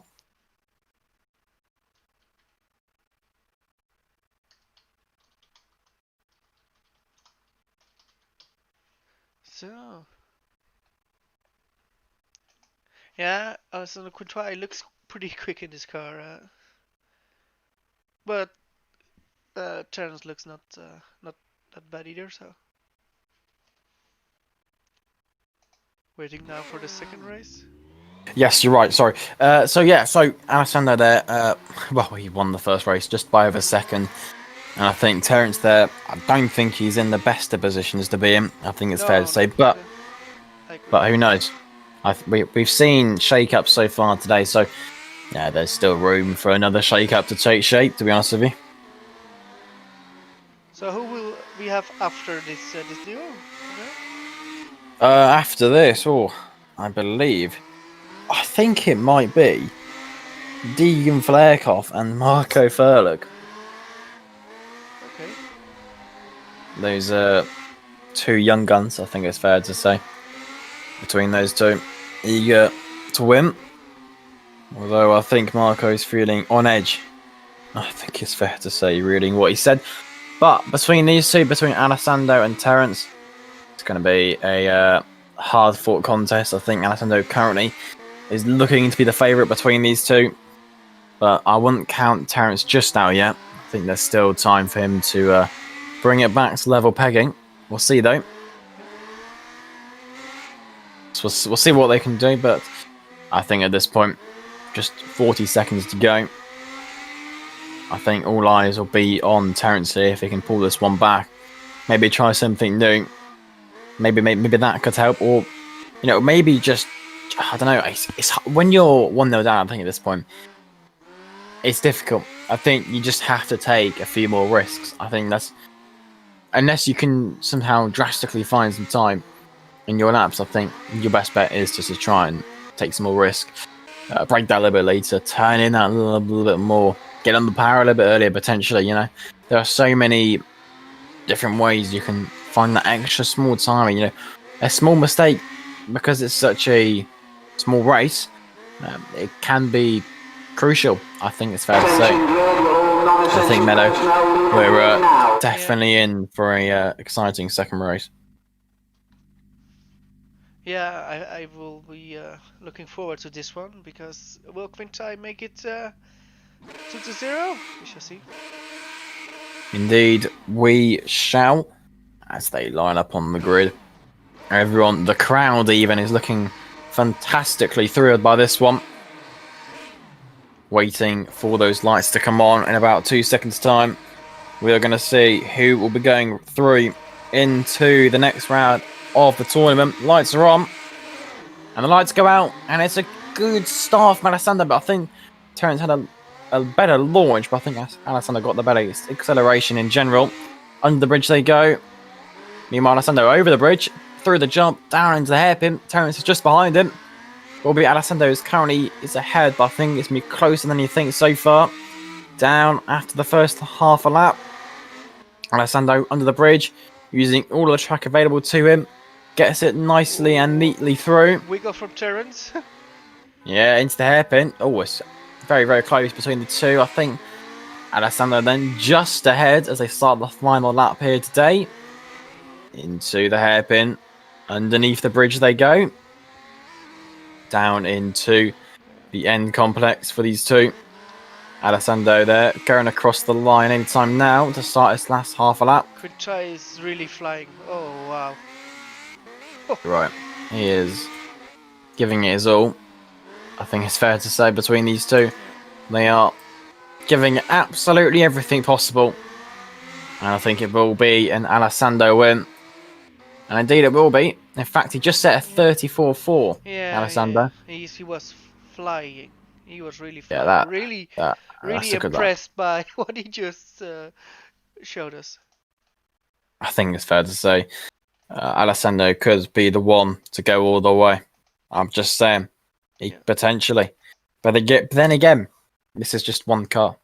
You know, there are 5 cars in total, and you're going to go through all of them. So you might not like the radical, but if you get through that, that's a bonus. But likewise, you might like the radical, but you might hate another car that's going to come further down the line. So it'll swing in your favour, but I think it'll also swing not in your favour. If this is your worst car and you get to the second round, you will be very happy, because most likely we will not use the radical in the rounds tomorrow. So yeah. I think you're right there. I think you're right. Then you will see other cars, which will be, of course, another way of driving. You can be fast in one kind of car, and it will be Well, no. I think we're in for an exciting 2 drivers right now. Yeah. Deegan Frelich and Marco Ferlig. The young guys, all right? Yes. I think they're both looking to show their talent, and I'm sure we're about to see some talent in a minute. Yeah. As they head out to the track, currently just to eat on the server, but I know Marco's on his way. As they go across the line, here comes Deegan then to start his first few laps. Actually, Marco was quite a late entry, but Ward said he would love to race, so he's there. Another guy which I think will have big potential in the league, I think, for the upcoming years. Marco Frelich. Also, Deegan is the other guy that I think will be a pretty good sim racer for in the future years. So I think this is a quite interesting matchup. I think you're right. And the winner of this, who will they face? That is a good question. I believe it might be. I think if I'm correct or not. I believe it is going to be Adam Maguire or Joshua Anderson. Ooh, very interesting. So if they win this, they go possibly head-to-head with a Super League manager or with a Super League drivers champion. Yeah, that's definitely the matchup. That's a lucky draw, or unlucky. Yeah, I think it's fair to say. Depending how what you think of it, because you could potentially knock the Super League champion out of the race of champions. Then I think your market value will go to the roof of the stadium. Yeah, you're right. But let's wait for that as well, because Joshua Anderson will of course do his best to stop the Maguire later. Yeah, now I can't remember. Is Marco Spanish? No, I believe he's not Spanish. He's in the. I'm not sure where he's from. Is he not from Croatia or something? Well, that's basically Spain. So we got the Spanish, because I was just looking on Marco's. Okay. I was just looking on Marco's car. He's got the Spanish colours on his rear wing, and I thought it was Spanish, but obviously not. Well, near enough. But we've got these two, Deegan v Marco. And I think two very promising talents are going to be doing their all to absolutely try and win this one.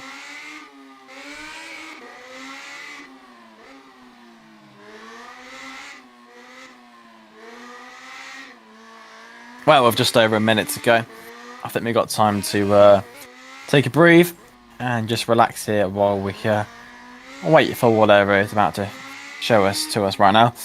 But honestly, my predictions, Deegan's looking quick. 34.5, a low 34.5, may I add. That is quite close to Alessando's time, so Deegan is looking fast, Menno. Yeah. I'm not too sure what you think Marco can do here. And Marco Frelich is from Slovenia. Oh, well, yeah, no, not really, but it's near Spain. Yeah, well, it starts with an S. Oh, there you go. Yeah.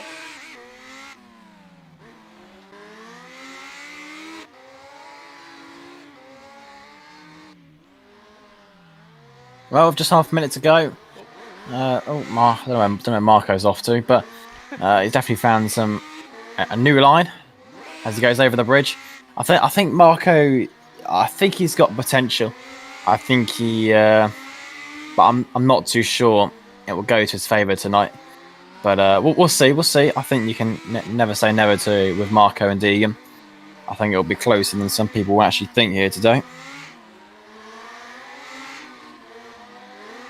And the bend they go. And I think, well, yeah, we're gonna get this one underway then for the first race. Mano, your thoughts going into this one? Close one. This will be a close one. I think, yeah. Let's see who will win this. I actually got no idea. I can say a name, but they're both really talented, so yeah, we shall see. Well, 5 seconds then on the clock. Wait for the marshal to raise the flag. The lights will come on. Both drivers in their slots. And we're now on board with Deegan at the moment. Let's see what he can do between these two when they begin the race. Marco, a little bit slow off the line there. I think he may have missed the gun slightly. But Deegan, so far, looking good. Looking nice and tight and neat, I think importantly is the word we're looking for. Over the jump. Oh no. Oh, my life. Deegan has almost gone for a spin there. Just about saved it. It goes across the line to start the second half of the lap. Both driving very quick. Yeah, I think you're right. This might be close. This might be very, very close indeed. Over the bridge they go from Marco. I think Deegan's just ahead. Indeed he is. As they start the final lap then. Between these two, Deegan making his way through the... just going over the bridge. There goes Marco just under the bridge there. Between the two. Into the hairpin goes Deegan. We'll get on the power. Lovely traction as well. And down into the hairpin. Nice and good there from Deegan. Under the bridge as well. Here comes Marco. Looking nice and neat. He'll go over the bridge. But I think it's I think Deegan might just get this one in the bag, and indeed he does. Yeah. Deegan wins the first round. Yeah. I think it's definitely gonna be interesting how they go into the second race. If anyone would change a bit of their tactics, we'll have to see. Yeah. Do you think there is anything they can change in between races? I think mindset or something else. I think you're right. I think it might be the mindset here because they're gonna have to. Well, especially Marco is gonna have to do something different. Yeah. Maybe take that again. It's all about that risk. I feel in this situation that they need to use a little bit more risk in their driving, and it could work out. To be fair, but I think it will. We'll find out in a bit if Marco will take a bit more risk. We'll have to see. I think for Deegan, it's looking good for him. I think he can see the end of the tunnel. We'll see if he comes out of it first, though. But there's still 2 races potentially up for grabs. I think it will be a good race. I think in the second one, not too sure who he'll go to, but I guess we'll find out. We shall see, of course. Yeah. When we have done this, then we're halfway to the first day of the race of champions. Well, I see a practice start from Deegan, one of the first to do that. I believe we had one other guy doing that at least. David Junt. David Junt, yeah. I think that is a smart idea. Yeah, you're right. Just to feel how will the grip, be there. Will it be there if you do the launch? Do you want to do a clutch launch, or do you want to do it from neutral and then shifting to one? It's all those things you need to look into to have that little edge in the start. Well, with just half a minute to go before we get the second race underway, it's looking to me that this is going to be very, very close between the two. I think in some aspects you could see Deegan taking this victory, but in the end, if he pushes that a little bit too much, what he just did there, he taps the wall, in the end of the day, it could be a costly mistake, and that's the sort of thing. You have to be quick, but you have to be consistent, and you can't afford in these races to make mistakes like we saw from Rants a bit earlier on with Eros. He hit the wall and he lost him time, but thankfully, unfortunately for Eros, a time penalty which gave Liam the win and ultimately gave him to go through into the next round. So mistakes, they happen, but you have to be very, very careful that you're not going to make these mistakes, because it will be costly, I think it's fair to say.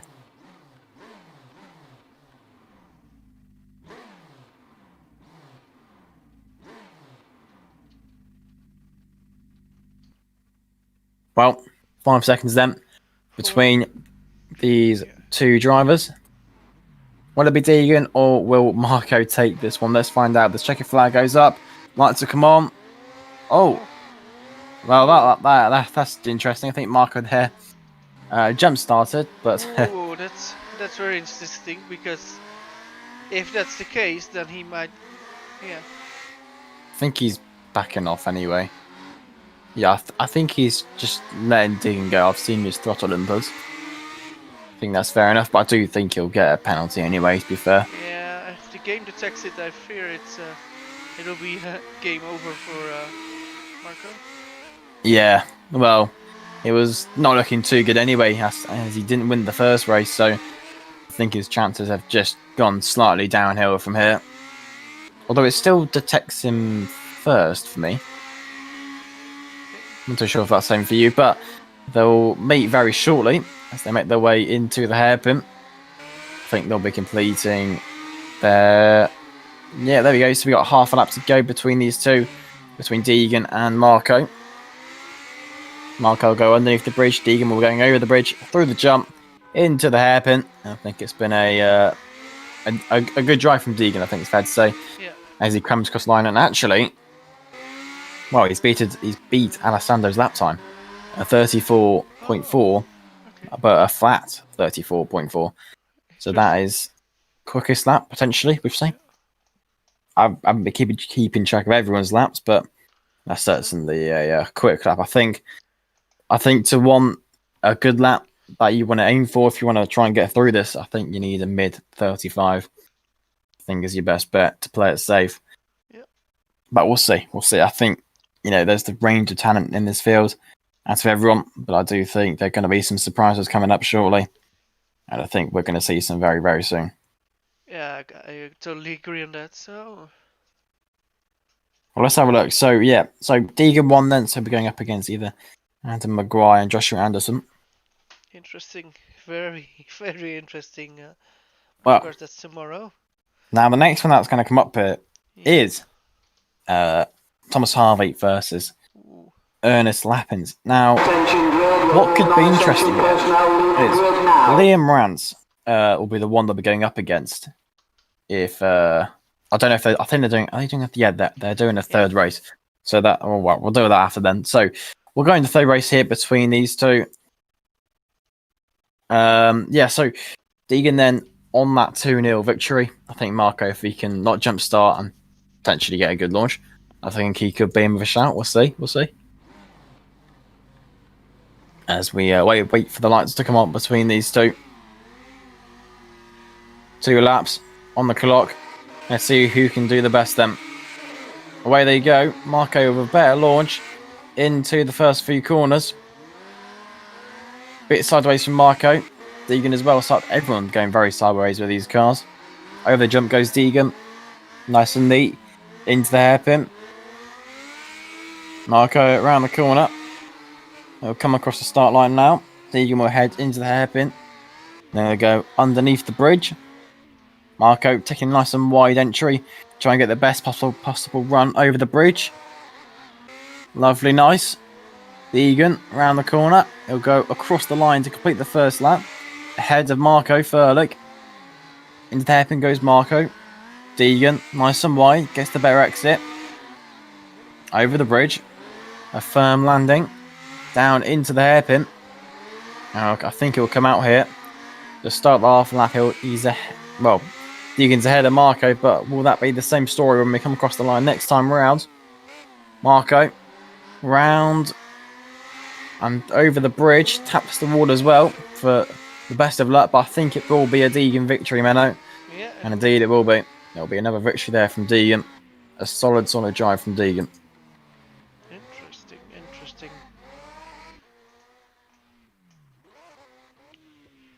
3-0 for Deegan. Some may have predicted that, some may have not predicted that, so... You're right, well, someone needs to be very happy who's ever voted for Deegan Flairkov to win the whole tournament, because they got one vote. Well, it's still possible. I think, yeah. So, yeah. But well, he's looking quick. I think he's Yeah, he looks definitely with a shell. Yeah.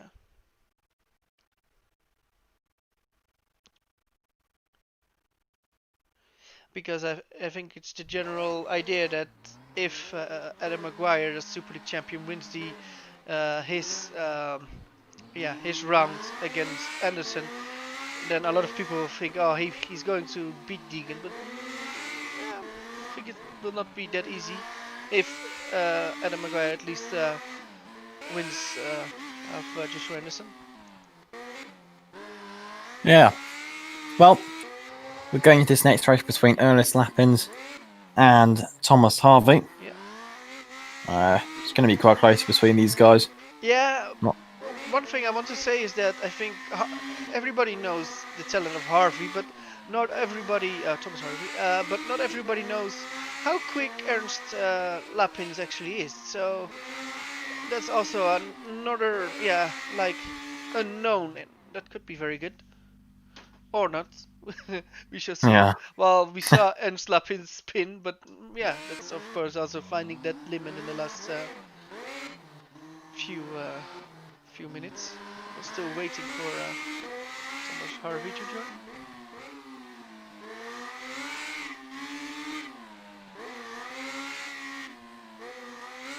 Currently, it's just Ernest Lapins out of match track at the moment. Yeah. As they make their way into the hairpin. Across the line from Ernest at the start of his lap.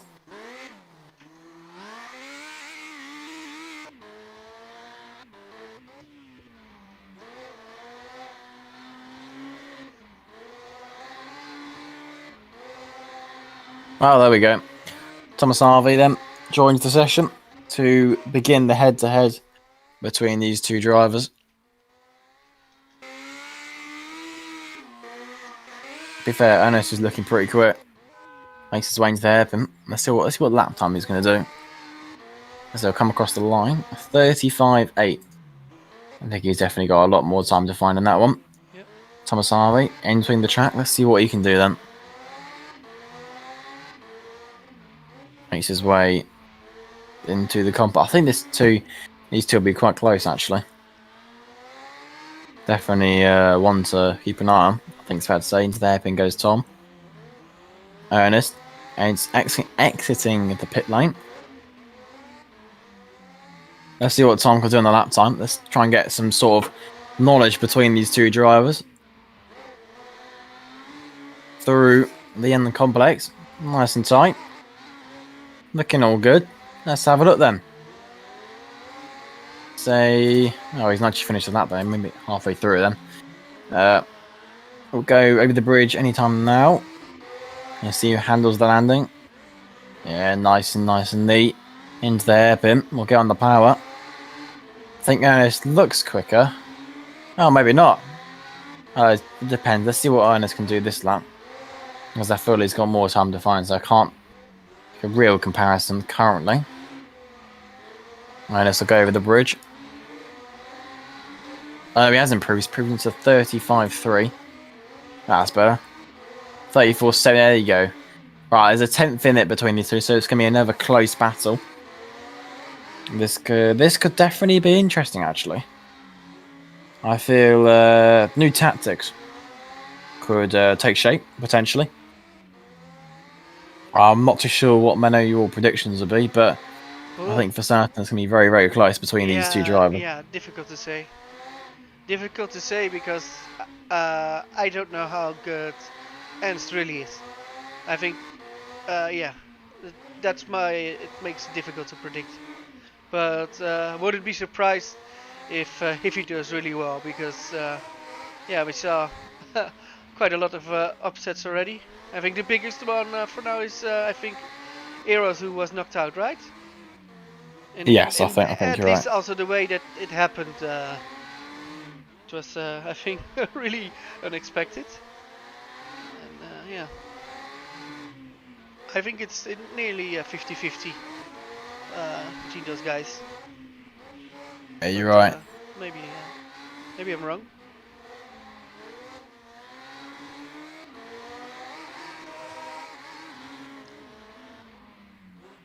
Well, just over 10 seconds before we get this head-to-head underway.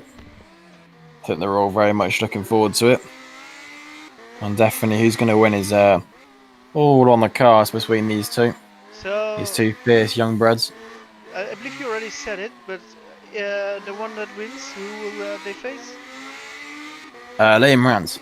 Yeah, because we're now halfway, of course, so maybe we can now already tell, yeah, what will be the second round. So this is Liam Rants. Yeah, well, I just saw Ernest there set a 34-2. So that's looking quick from Ernest. We'll see what Tom can respond with in this race. It's going to be close between these two. There's no question about it at all. I think for some, this could be the race of the night, but we'll see. We'll see. As we wait for the lights. Just over even 5 seconds before we get this one underway. The Race of Champions by GPVWC. The first race between these two. Ernest Lapins versus Thomas Harvey. Oh, hello. Was that a jump from Ernest? Or he was maybe in the... It was very, very close. Unless it was the other way around with Tom not getting the best launch. Either way, it's looking close between two. I think Ernest might be just ahead. I think he will be ahead, Look at that drifting from Ernest. Yeah, very, very close. Also, Thomas Harvey is doing a very good job. Oh, Ernest, into the wall. He clipped the grass, I think, on entry of his right rear. Oh, but he's ahead. He's ahead, you're right. You are right there. As they begin the second lap. Very, very close between these two. Look at that. Using the back end, using the drifting to his advantage to get that car to rotate. I think that might be the quickest way around, to be completely honest with you. He'll go across the line. Down into the hairpin goes Ernest. Yeah, Ernest hugs it nice and tight. Is a long way ahead, so he might win this. But also depends. Did he have a jump start? When you see that, I'm not too sure about, but we're going to find out. Ernest across the line, and he did. Yeah, it was a jump start. Oh, yeah. And this, I think, the second or third jump start we see. Is it second, yeah. Is that then just eagerness to, yeah, just wanting to respond so quick because you know you already can make the difference there? Because it will be so close on track that you know that maybe the response time of the lights, that it will, if you do it well, that it will be in your favor? Or yeah, I mean, there's one or two ways really that's just occurred. As you said, that's the one way. Or it could have just been an accidental slip of the clutch. Yeah. I'm not too sure if he uses that technique, but potentially could be a reason. But yeah, I don't think he'll be too happy with that one. I think he'll be fighting back in the second race for no question about it. Yeah, Yeah. They got a couple of minutes to get themselves prepared for the second race.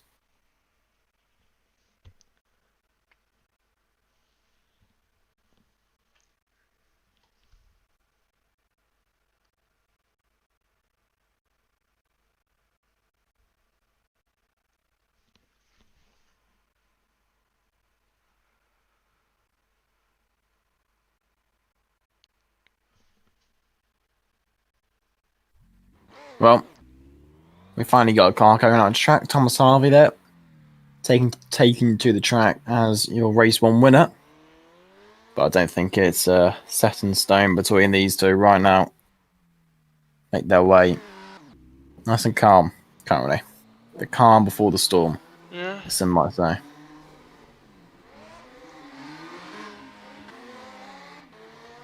Oh, into the wall there from Tom.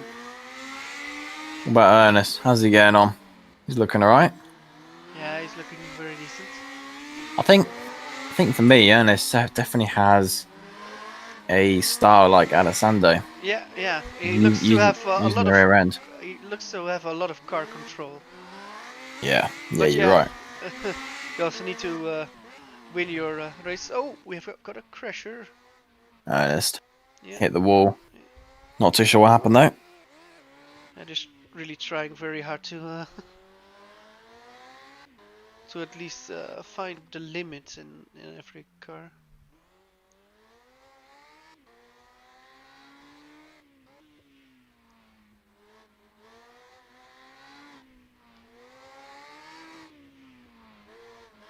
Well, we'll wait then. I think we'll be going to race just about now.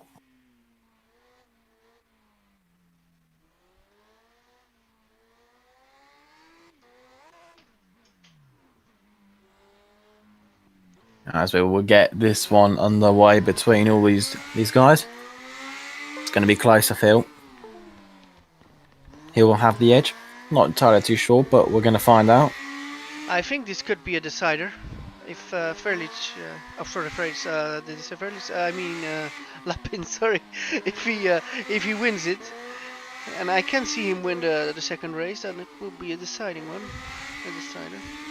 Yeah, let's be honest. I think you're right. I think Ernest can win this, but we'll see. We'll see. I think they should be getting underway very shortly. Yeah, right. We're gonna go there then. So we go then to start the second race between these two guys. Two talented guys. Let's see what they can do. I think if Thomas Harvey can win this one, he will then go through. Likewise, if Ernest, if he can win this one, he'll be definitely in with a good shout to be able to go through into the next round.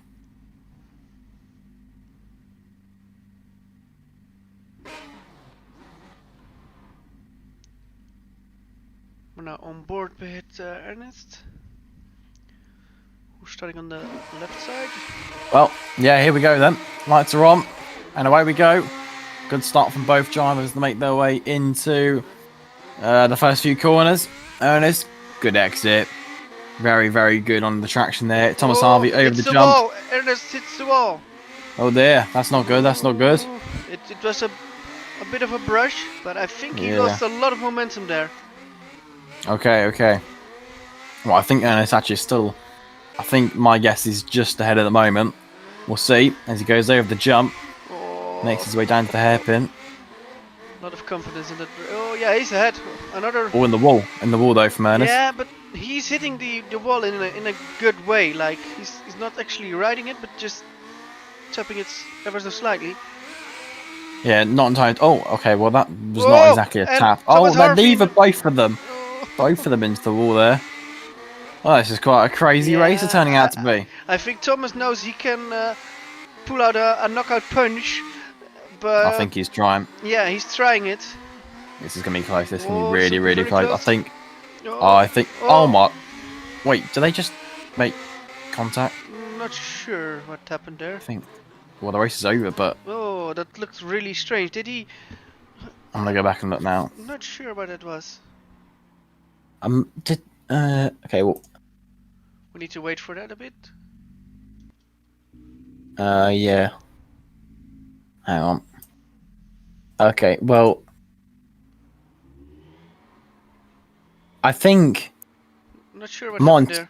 I think Ernest. Was that a leg spike or what happened there? No, I think Ernest didn't use enough brake to get the car to slow down, and as Ernest went into the wall. Ooh.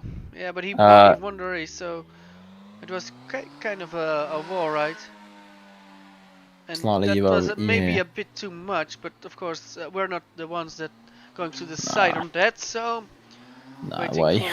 for what he did have the power on while he's on the wall, but there was contact between the two because I think Ernest, the speed he hit the wall, I think he went sort of halfway through the wall and actually did make contact with Tom. So yeah. slightly an odd incident there, but we'll just gloss over that one and we make our way Yeah, into the third race. but yeah, who's going to win it? Because yeah, I think we're waiting for it.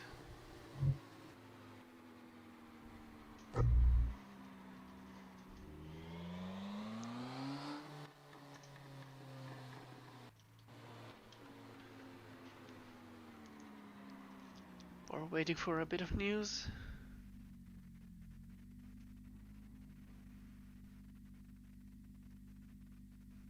I think Ernest has just left there. I'm not entirely too sure what's happened there.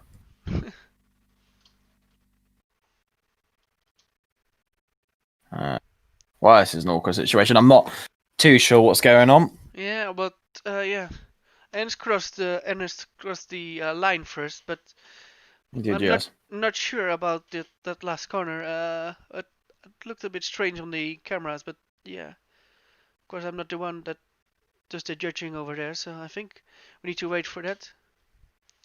Yes, I don't know when's the next 9:15. Yeah. Okay, so I don't think we're gonna be getting the third race for these two. I don't think so. Yeah, depends Weirdly, if and they're not both left. no, we're not. So with no third race, I think it's Thomas Harvey then who wins the second race, and then we'll go to the next. I think you're right. So it will be what is it? Liam Rants against Thomas Harvey? In the next round, yeah. Yeah, in But for now, tomorrow's first round. I'm definitely gonna pronounce these guys wrong. No, I'm not even gonna try. Melo, I'm afraid you're gonna have to say these guys because I don't want to. Let me look into it. Yes, I got confirmation that Harvey is the one that's into the next round. Let me look who we now have. I believe it's Maciej Mlenek against Remco de Zeeuw. So yeah, the second seeded driver. Formula Challenge, former Formula Challenge champion against a rookie. So we're waiting for them to join.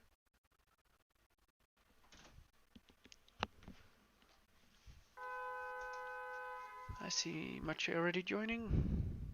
Yeah, that's the first one in. We'll be heading out onto track very, very, very shortly. So the winner of this race, who will they be facing tomorrow? If they win? Let's have a look then. So, whoever wins out of these two will be facing. We'll scroll up quite a bit. They'll be facing Patrick Rozak. Rozak. Okay, interesting. Indeed. And yes, one I just little point out from the last round we just did. Well, I believe Liam Rants and Thomas Harvey were teammates this season in Formula Challenge. I believe they were at Team Redline, if I remember correctly. Yes, so that means they'll be going. The teammates will be going head to head in the next round, which is pretty cool. Very nice. But we shall see. Alright, so both drivers are now in, and we can get the first race going very, very shortly with just 2.5 minutes of spare before we get the action underway.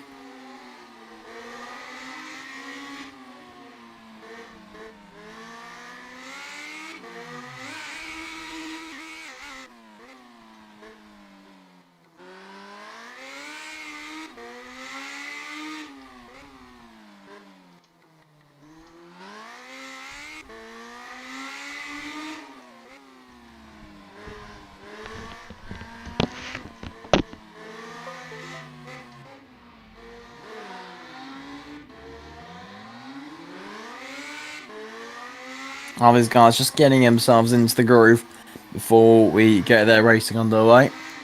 Both of them talented drivers, as you should expect, as they make their way around the bend, getting themselves prepared for what is going to be an exciting race. Yeah, this will be also a very interesting one, because if you need to talk about rookies, Remco de Zeeuw is a real rookie against, I think, a very experienced sim racer in Maciej Milinek. But yeah, it's of course a huge opportunity for him to show what he's worth. Yes, indeed. Of course, these cars do not have DRS. They won't be using that at all in the race and in their driving today. Definitely going to be one to watch out for, I think it's fair to say.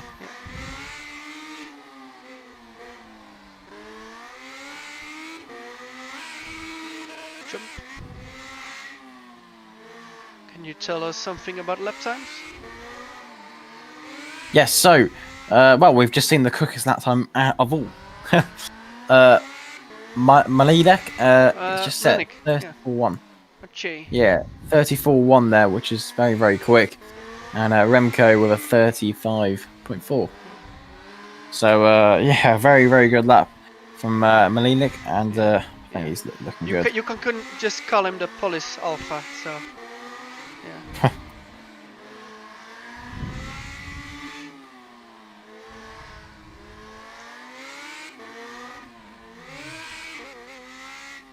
Or GPVWC's own Robert Kubica, you can call him like that, yeah.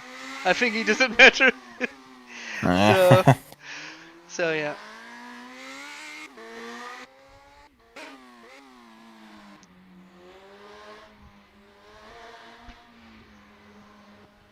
Yes, and we're going to Attention grid, will all non-essential personnel leave the grid now.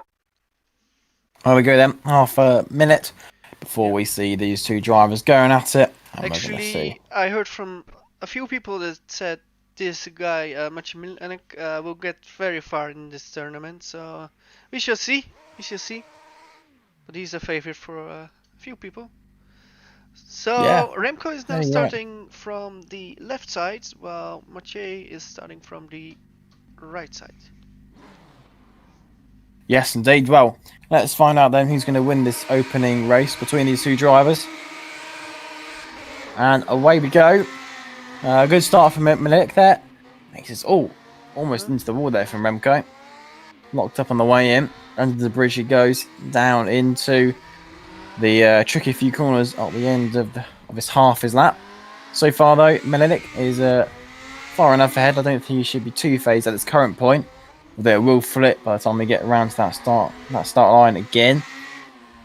Remco, nice and wide, getting it hooked up nicely. Oh, back end loss there from Remco. Yeah. That would have cost him a little bit of time. So far, Malelik will be ahead as he makes his way across the line to begin the last lap of his head-to-head. Go over the bridge. Nice jump. Good. Yeah, that was nice and hooked up. Gets the car hooked up nicely down into the hairpin. Good run out of the corner as well. Dropping it down into the bit of a tap on the wall there from Menelik.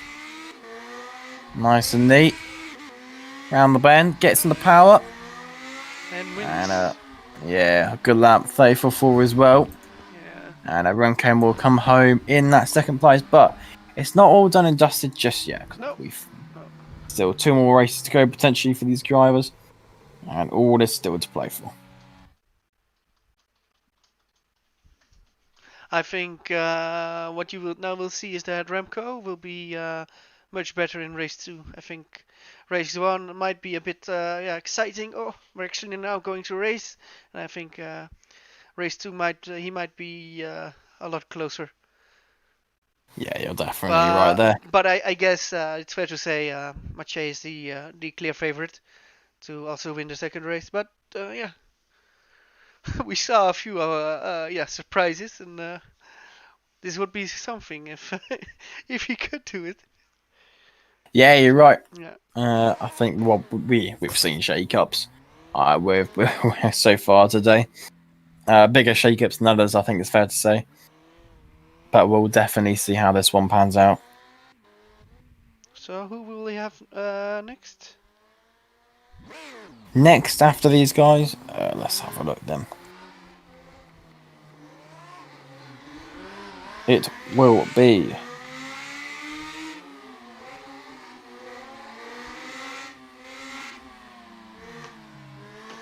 after these guys, we'll have Adam Maguire versus Joshua Anderson. Interesting. I think that's one the few people have been waiting for. I think it's fair to say. Going to be a hard-fought race between these drivers. That will come. But for now, we've got these battles to focus on between Ferlig and Remco. Two talented drivers in their own ways. I think we're ready to see what they can do.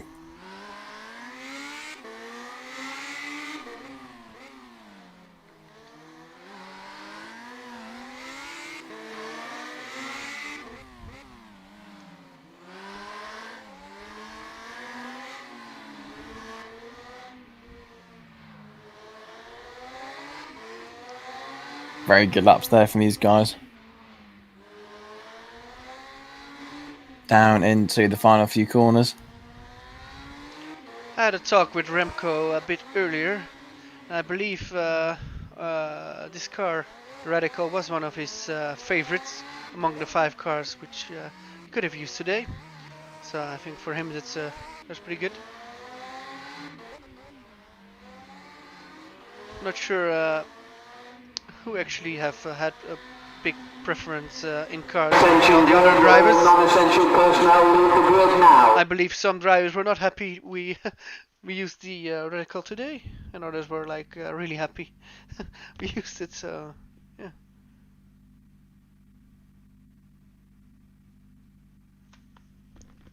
Yeah, well, just over 10 seconds then, and we can get the second race between these two drivers underway. Going to be a fun one, this one, between Remco and Ferlig. I think going after Ferlig's pace, I think he will definitely be the favourite to win this one. But we shall see as the lights come on. And away we go. A good start from Ferlig. They'll make their way into the hairpin. Nice and tight. Using every ounce of the truck there.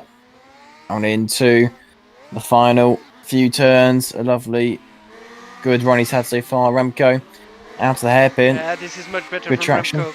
This is a much better start from Remco in the second race now. Agreed. It looks better as well. Seems faster. Let's see what he can do. Look at that. We're now on board with Remco. We've been working. Yeah, it's still Mache is still ahead, but I believe this second race is a bit stronger. Did just tap the wall there, but again into the wall there from Remco. A little bit out of shape. Let's see if he can pick it back up. Ferlig though, going through the corners, nice and comfortable. Let's see what he can put out the bag. Yeah, and he's already ahead. Yeah. Mache. Half a lap to go. And then Ferlig, I think, might have this one. Unless he does anything unnatural, he should get this one for him. Into the final turn, I think it's going to be a victory there from Nick. Indeed, it is. A good drive from Ferlig and Remco, but it was Ferlig who came out on top. Yeah, I think that was as expected for a lot of guys, but yeah, still needed to do it. And Remco tried his best, fought like a Dutch lion. Yeah. So this is Mlinek against who tomorrow? Was Rozak, right? Rozak. Patrick Rozak, yes. Okay. Attention grid, all non-essential personnel Right, well, leave the grid now. looks like we're going straight into that third race between these two drivers. Yeah. And let's definitely see who's going to take the third race win. I think they're both just happy to be having fun at this current point. Albeit Malik has confirmed the victory. It's going to be an interesting end to this one.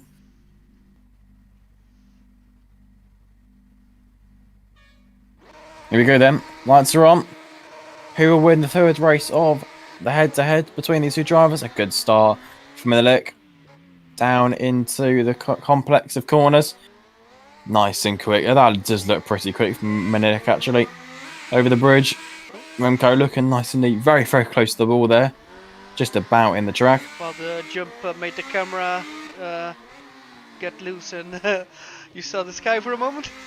Sorry, guys. Oh, beautiful. Under the bridge. From Malik. Remco will be going over the bridge just about now. Nice and comfortable over the jump as well. Down into the hairpin. Malik ahead, but only just though. I don't think Remco's just going to give up just about yet. Down into the hairpin.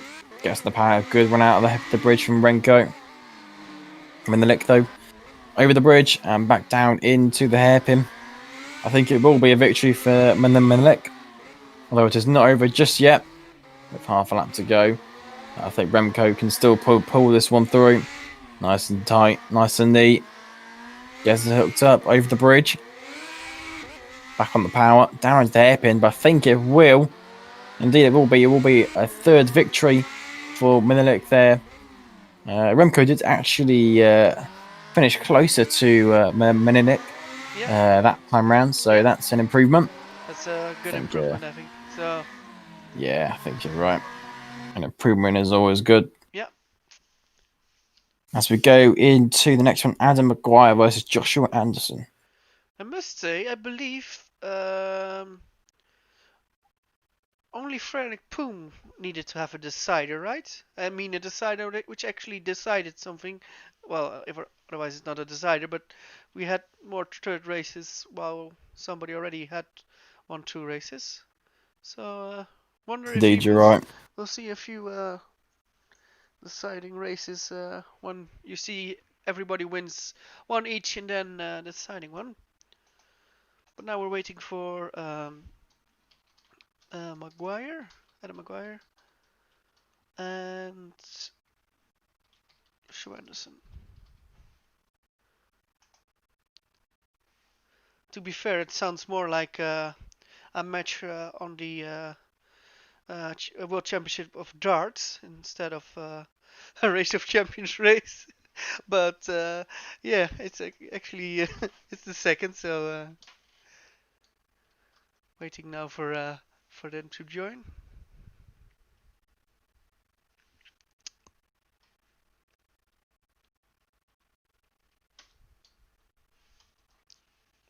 Adam is in the server. Yep, just kind of waiting for Joshua then to get him. And we'll get their head-to-head underway.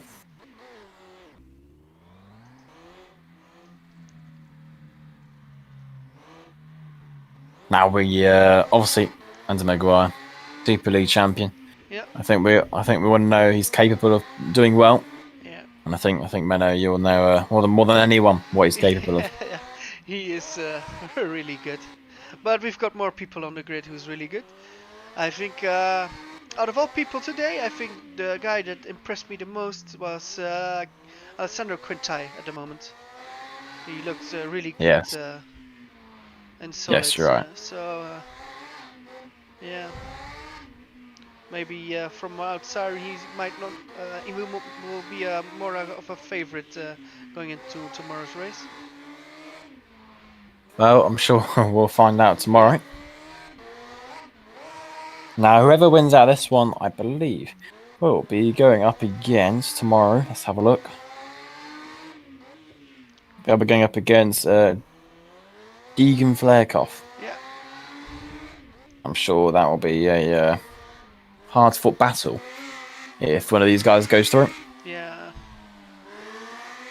That will be a very interesting one because Deegan was another driver that actually impressed me a lot.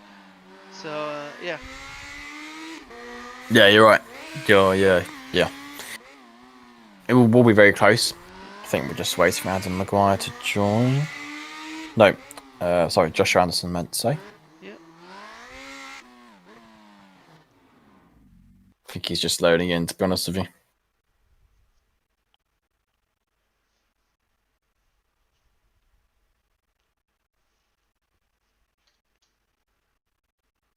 think he will be around in the next few minutes.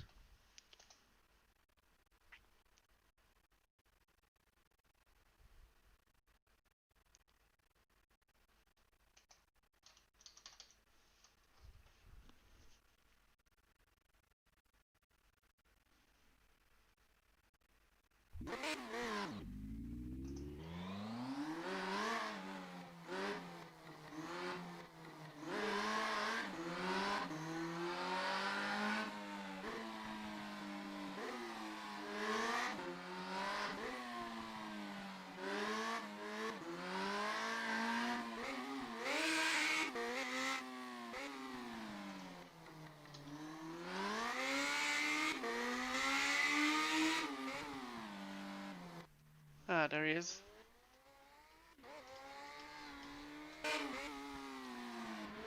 And they both got blue cars. Ah, okay. It's going to be helpful. Yeah, that's I think they actually have the the blue same car one. wins! Oh wait. I don't.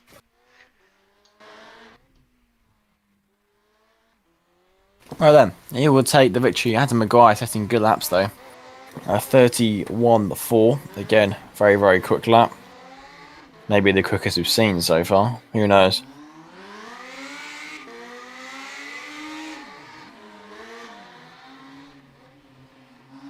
I'm now on board with Josh Anderson. Oh, that jump.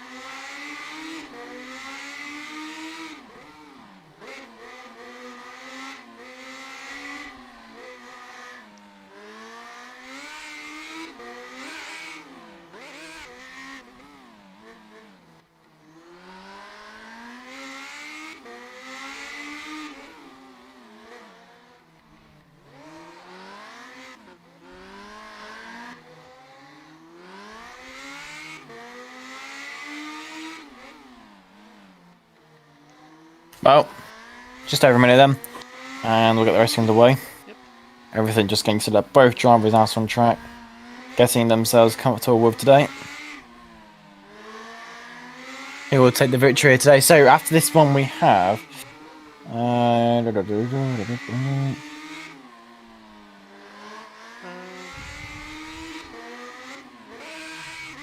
We've got 7 more head-to-heads, including this one to come.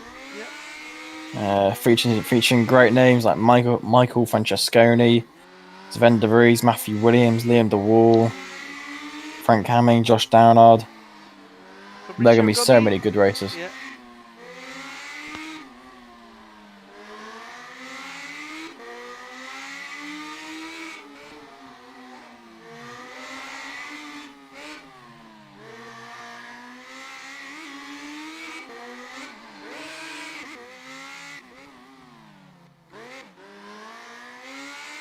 Well, 20 seconds then, and we'll get the first race between these two underway. Adam Mcgorgey there, just having an off. Well, yeah, it was more like ball ready. But yeah, and that. maybe he changed something on the steering wheel, and oh, well, Josh Anderson also is while hugging.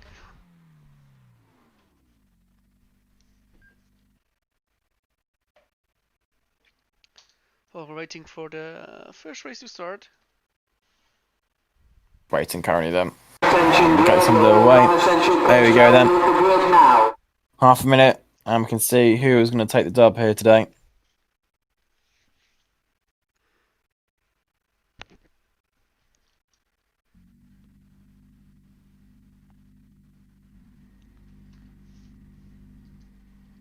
So Mcgorgey is on the right side, and Joshua Anderson is on the left side.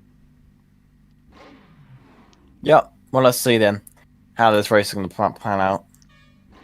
Two great drivers, Adam Maguire versus Joshua Anderson, and away we go. Team boss versus racing driver. Let's see who's going to take the victory today. Joshua Anderson getting the power on in all measures of possible. It makes his way through underneath the bridge. Adam Maguire down into the hairpin. Gets the power on nice and neatly. Starting the second half of his lap into the hairpin. Joshua Anderson down into the complex, a couple of corners. Nice and tight. Gets the power on. Oh, everywhere. Oh, the sideways as well. I think Adam Maguire would just be ahead of Joshua Anderson as I go across the line. Indeed, that is the case. It's close though. Joshua's giving me his all, eh? Whoa, Yeah, definitely. Good. Over the jump from Adam. Down into the hairpin. Nice and tight. Beautiful exit across the line. Starting the second half of his lap. Actually hit the wall there on entry. Gets the power on. Underneath the bridge. Joshua Anderson here. Could beam with a shout. Goes over the bridge. Nice and neatly between the two. But it will be Adam Maguire who comes across the line first. That finish of Joshua, we were on board. And it was quite a nice drift. That was good. Could always do the drift demo before tomorrow's race. Of course, Yeah. have some demos to excite the crowd. And I believe we found our drifting guy. You know what? I'm gonna say it. What? I think Joshua Anderson could win this next one. Really?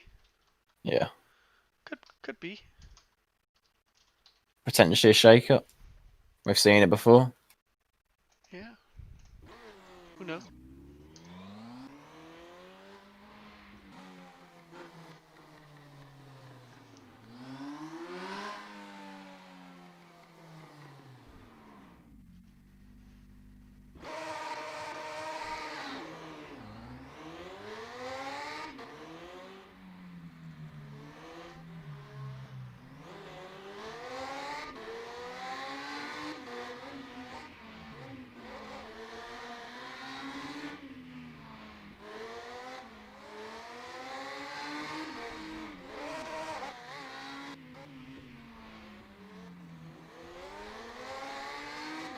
Well, just over a minute then before we can get the second race of these two underway. Currently it is in the hands of Adam Maguire to lose, as he is leading this one.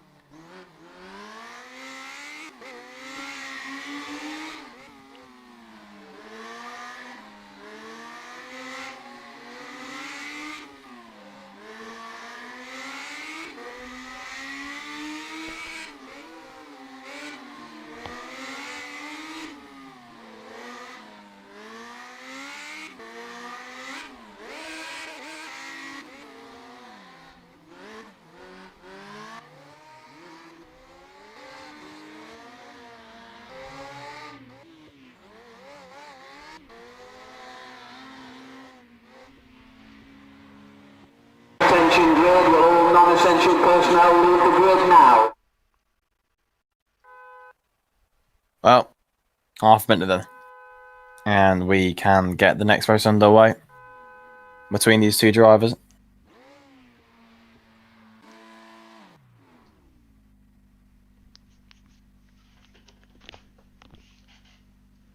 So Adam now on the inside. Yep, yeah, you're right. On the outside. Who will have See if the this can better play into launch? hand. Yeah.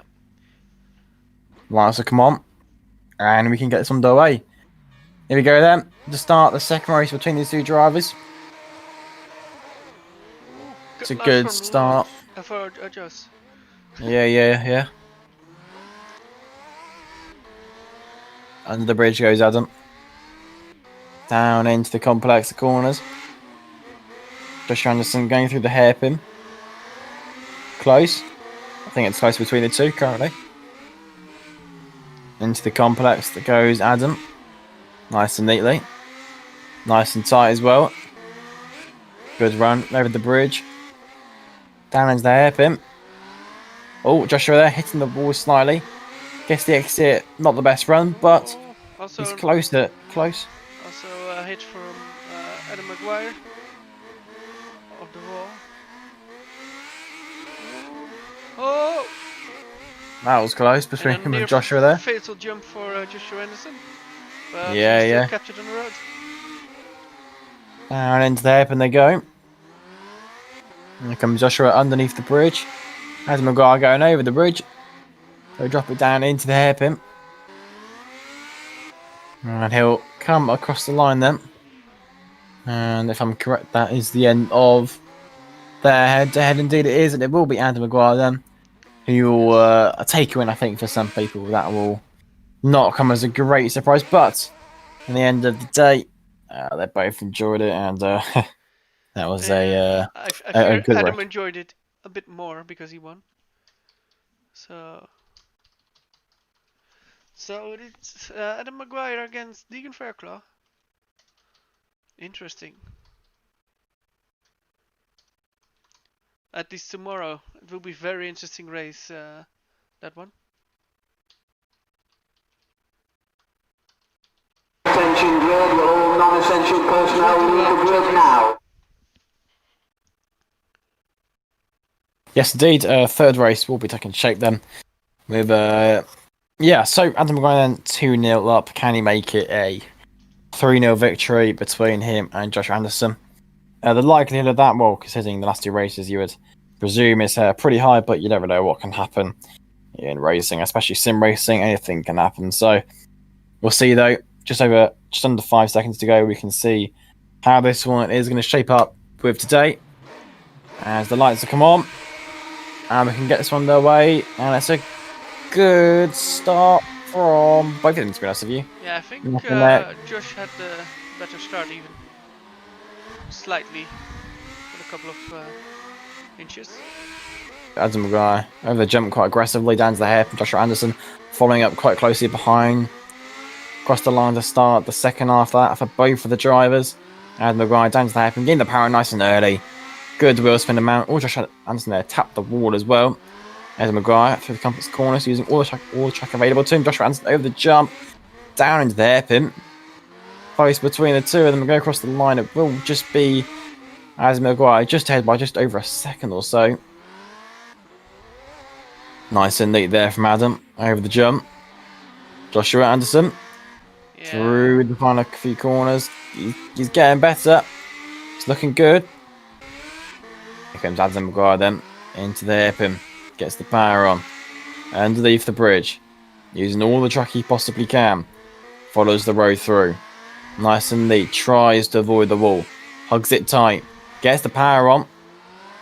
And across the line. And it will be a third victory in a row there for Adam. And I think it's fair to say a very, very solid performance from Adam there.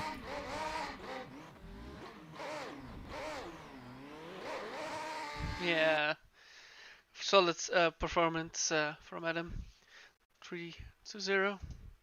Indeed, you're right. And that means that we're moving on then to the next set of drivers, which is going to be Michael Francesconi versus Mike Bell. Oh, a very interesting one. Because I think everybody will say, oh, this is Michael Francesconi who will win this. But Mike Bell is a guy that I think is pretty good in those cars, in those radicals. I think he knows how to go around with those cars pretty handy and pretty fast. So I wouldn't be surprised if this is has a potential of being an upset. But we shall see. Yeah, I definitely think anything can happen in these races. I think it's been proven time and time again.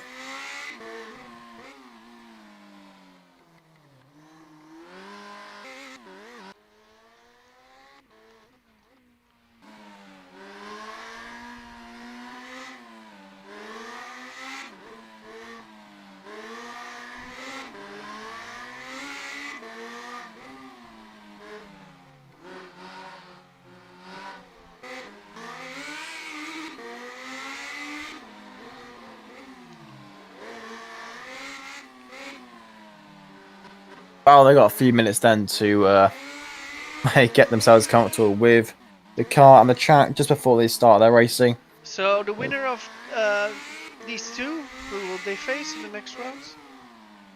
Let's have a look then. Is it I Mcgorgey? believe. Maybe.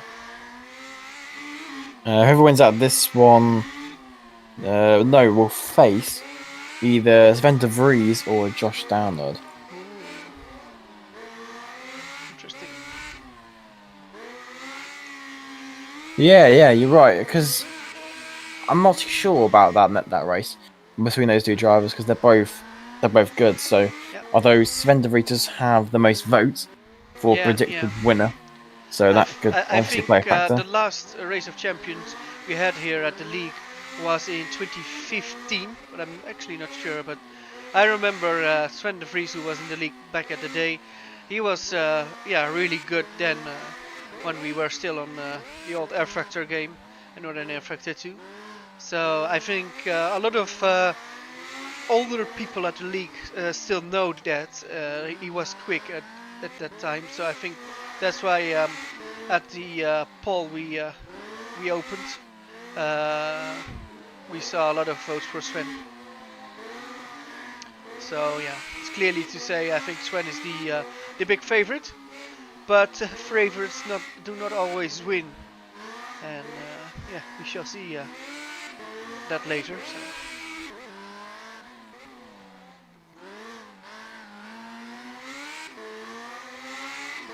Yes, will definitely be a fun race to say the least.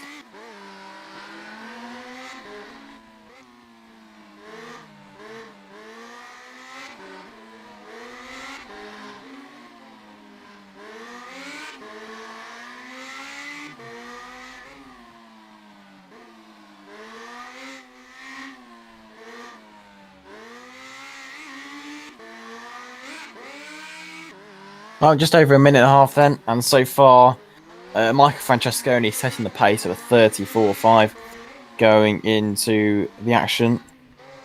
Will definitely be a close one, to say the least, like with many of the races we've had today.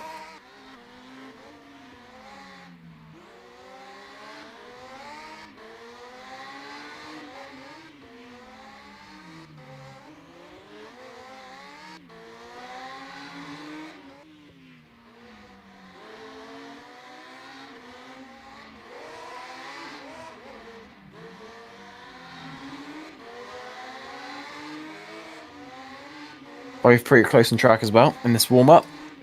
Just under a minute.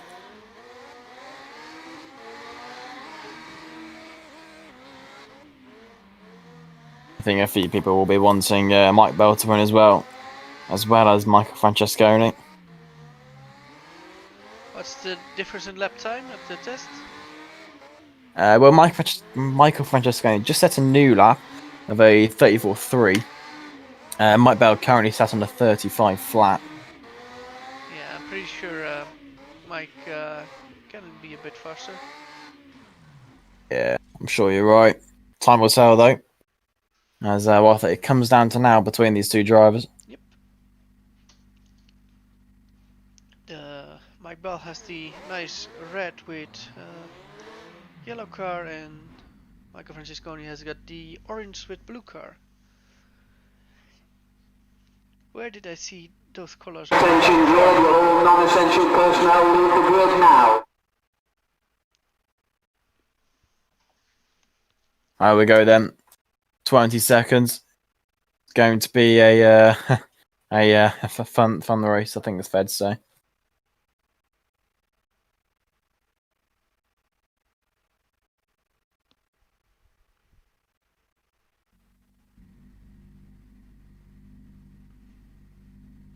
Well, we're going to hope for a crash-free race. We have only seen, a couple of incidents, but actually quite surprising when you think about it. But here we go then.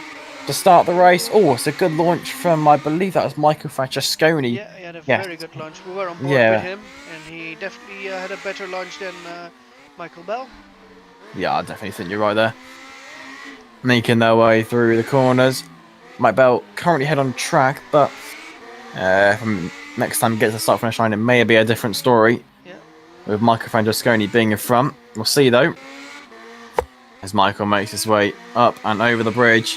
Flat out. Massive amount of airtime into the hairpin. And indeed it has. It's flipped then. So Michael Francesconi leading at the end of the first lap. Into the hairpin he goes. Might be able to carry on and take the outer circuit. Nice and tight. Gets the power on. And over the bridge he goes. Good amount of airtime as well. Down into the hairpin. Michael Francesconi getting good exits. Close between the two. And that can only mean one thing when they come around that corner again. Nice and neat so far. Over the bridge from Michael Francesconi. Mike Bell following closely behind. Don't think it's been enough from Mike though. Yeah, it won't be. So Michael Francesconi then takes the victory with the first race, with two more coming up very, very shortly. So Francesconi, yeah, that was still quite close. Let's see what Mike Bell can do in the second race.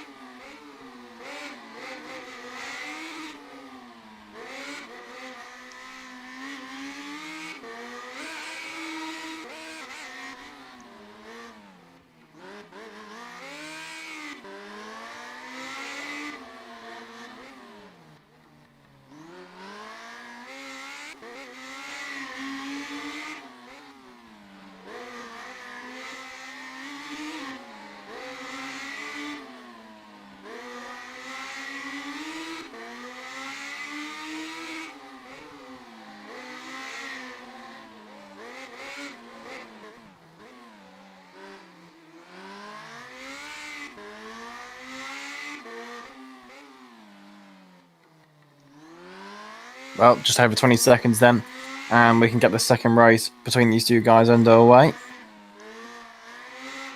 Let's see if yeah, Mike Bell can make it one each. Yeah, you're definitely right there. Yeah. Attention grid, we're all Let's say non-essential personnel leave the grid now. Michael Francesconi looked quite strong that first race, so we shall see.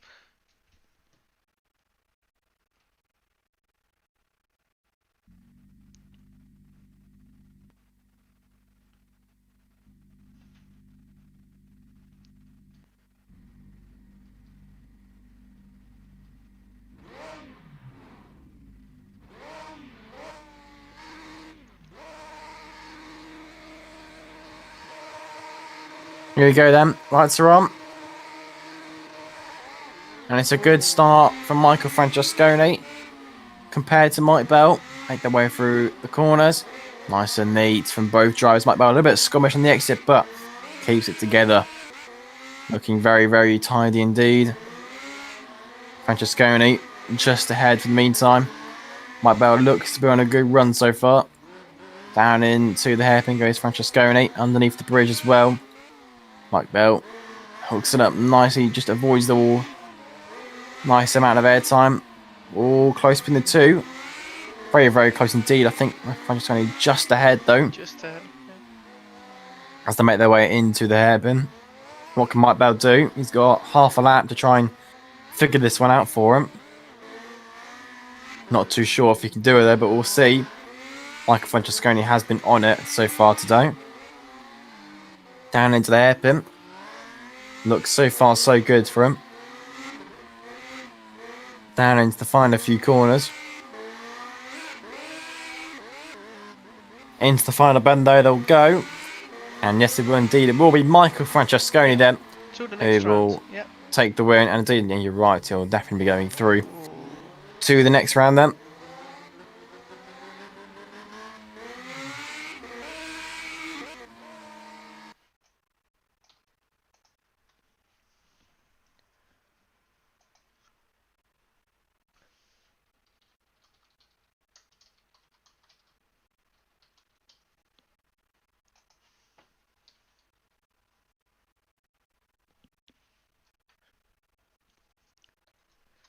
Let's wait if we will see a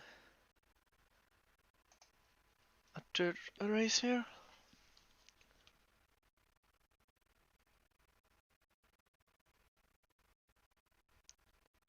Attention grid, will all non-essential personnel leave the grid now. Alright, as we go into the third race then, between Mike Bell and Michael Francesconi. Let's see what can happen here today. So Michael Francesconi's won the first two races, but most importantly, can he make it a third race win? Potentially, potentially not. We'll have to see though. With 8 seconds though, we're going to see what is about to unfold here today at the GPVWC Race of Champions. Burning up those lights then, here we go. A good start from Michael Francesconi once again. Mike Bell seems to be looking quicker though. A good first few corners for him as he makes his way into the hairpin. Actually ahead by quite a bit actually this time around. Let's see if we can capitalise on this. Down into the hairpin he goes. A little bit of understeer kick up as well. Good amount of power. Through into the left-hander. So that corner's quite tricky. It's more of a sort of double apex turn. Francesconi though having absolutely no trouble with that as he currently leads the opening lap. As he makes his way into hairpin. A lot more tighter than Mike Bell. Seems to work out for him. He's going to hit the first apex, run a little bit wider and hit the second one. Very close between the two. Mike Bell gets a good exit. Comes across the line and will begin the second half of this lap. Underneath the bridge he goes. Michael Francesconi will go over the bridge. Get some lovely airtime and then back down into the hairpin. And I think indeed it will be a victory for Michael Francesconi, and indeed it is. But it was close. It was the closest spin in out of those three races, and I think Mike Bell can go home happily and pleasantly surprised with his ways of performance. Agreed. So yeah, but it was quite close, and I think the third one was important for Mike Bell. Then that he at least could show that he was still quite strong. So yeah. So up next, who do we have? I believe Next we have. Sven de Vries, I think, or You might be right with that one. yeah. And indeed you are. Yes, Sven de Vries versus Josh Downard. Now, out of those two, these two we just had, which is Michael Francesconi and Mike Bell, I think it'll be Michael Francesconi going up against, I want to say the winner of this next race we're doing. Yep. But I can't remember. I might be right. And indeed I am right. So, whoever wins out of this one, they'll be going up against Michael Francesconi. Now, that will be a tough event. No matter the circumstance in that one. And we'll find out in just over 2 minutes' time. Yeah, that's already a final in the second round. I think if whoever wins this race will be up against Michael Francesconi, so that will be really good to see.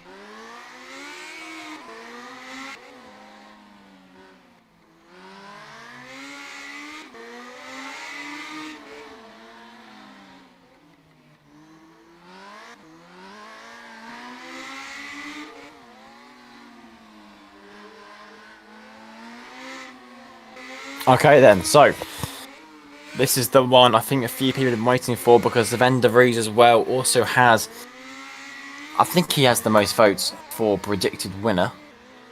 He does, nine votes in total. Now that's a quite a big number. I think when you compare it to second place, who I think had 5. I think we can quite certainly say the people's, so the majority of them anyway, they will want Sven de Vries to try and win this one, but we shall see.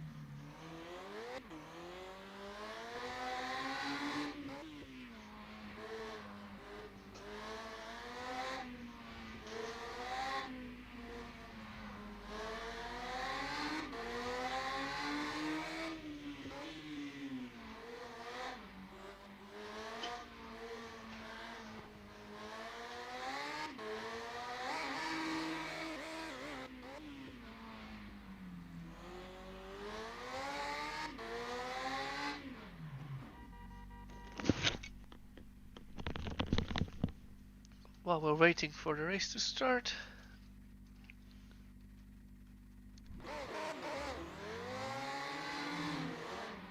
Well, 40 seconds and these two will be fighting out. I think they both just headed out on track then. Oh look. Wow. I think Josh beeping the hall then. Yeah. A practice start from Sven. And a practice start from Josh. Yeah, beautiful. Well, although I do think Josh would not have been a practice start, but there we go. That was more of a might as well. Yeah, Sven already is giving just down at brake tests before the race even started. Yeah. One way to do it. Yeah. Attention grid, all non-essential personnel leave the grid now. Now, once again, we're going to go racing here today, Menno, and will definitely be a fun race.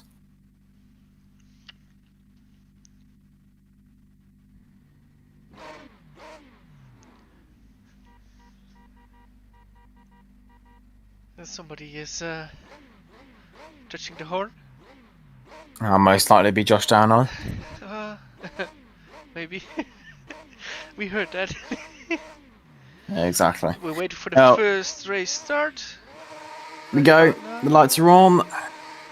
Who's going to get the better launch? And it is going to be Sven de Vries just into the first corner they go. Nice. A nice run there for Sven. Makes his way very, very close between these two. Josh Downard aggressively over the jump there. Yeah. Josh Downard Good knows he exit, needs to be very aggressive if he wants to have a chance against Sven. Oh, look at the drift. Onboard drift from Josh Downard. Haha, he's fully going for it. Yeah, just watching Sven. He is on it. I think they're both really on it. Oh, but it's quite close. It's like really close. It's incredibly close. Oh, 1 lap to go. Yeah, this is going to be a close one, I think it's fair to say. Both are looking on it real quick from both these guys. Half a lap to go. Josh Downard and Sven de Vries. 2 hot contenders. All close and together. Sven de Vries picked up a little bit of understeer as he went up to the bridge. Oh, Think Sven's going to get it. Yeah, I think he just... Oh, it's close. That was close. Oh, really Yeah, close. But Sven de that Vries was gets good. it. Yeah, 2 tenths in it in the end.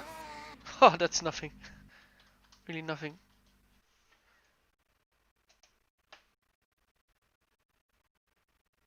Yeah, that was good. I think it's fair to say.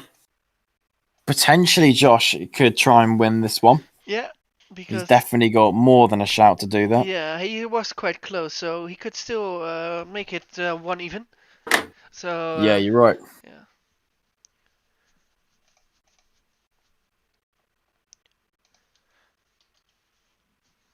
Let's wait for the second race and then, yeah, we will see. But yeah, we were on board with Josh Downard and we just saw him having a big drift and everything.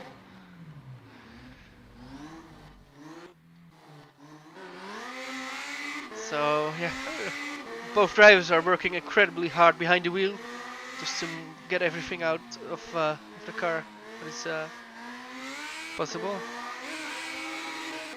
Yeah, you're right.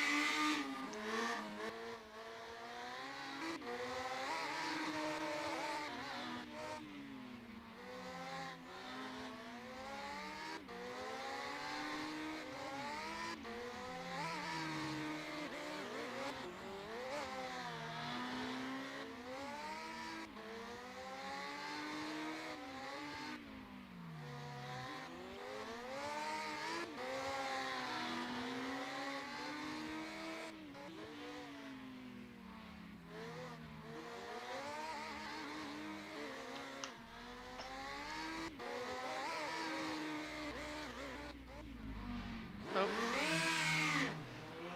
I believe we see a spinner for Sven de Vries. It's not the ideal situation. No.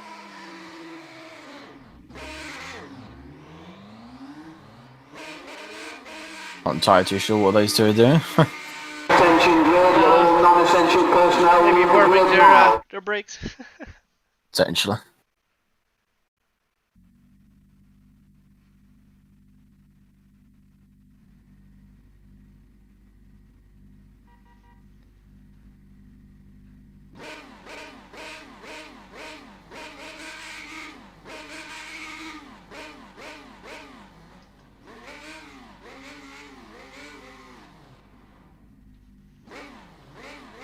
Well, here we go then. Let's see which one of these guys can take the victory in the second race. Sven de Vries just about won the first one. What about the second one? They get underway. Down. Oh, very close there from Sven to the wall. Good though. It was just where it needed to be. Josh Downard already making his way through the final few corners of his half a lap. Sven though getting a good exit out of the corner. Holding in second gear, down into that first gear. A few drivers opt for that third gear for the extra few miles per hour, but Sven de Vries obviously thinking it's not as beneficial to go up to third, so he holds the second and drops it back down into first. Just ahead. Yeah, at the end of the first lap, you're right. Josh Downard is ahead, and crucially, he is ahead when he needs to be because he lost that first race. Now he has to win the second race if he has any sort of hope of trying to get through here. I can see though quite a bit of an understeer from Josh Downard. Hit the wall as well, so it's not the best situation to be in. If he just sticks together, he can do this. Sven de Vries there will not be wanting that to happen at all. I think Sven's going to get it, you know. Yeah, he does. Yeah. That was close though. It was Josh very, Downard. very close. I think in both races, Josh had. I believe he had He had more the than a lead. chance. Yeah. Yeah, I think he had the lead by the end of the first time in both races as well. So, yeah, that's yeah, that's not bad, not bad. I think it's fair to say.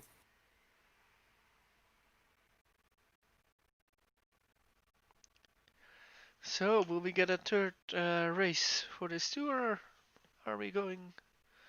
Yeah, we are. Here we go. We're gonna be getting a third race then between the two Attention, drivers. Let's see who non-essential can do it. Yeah.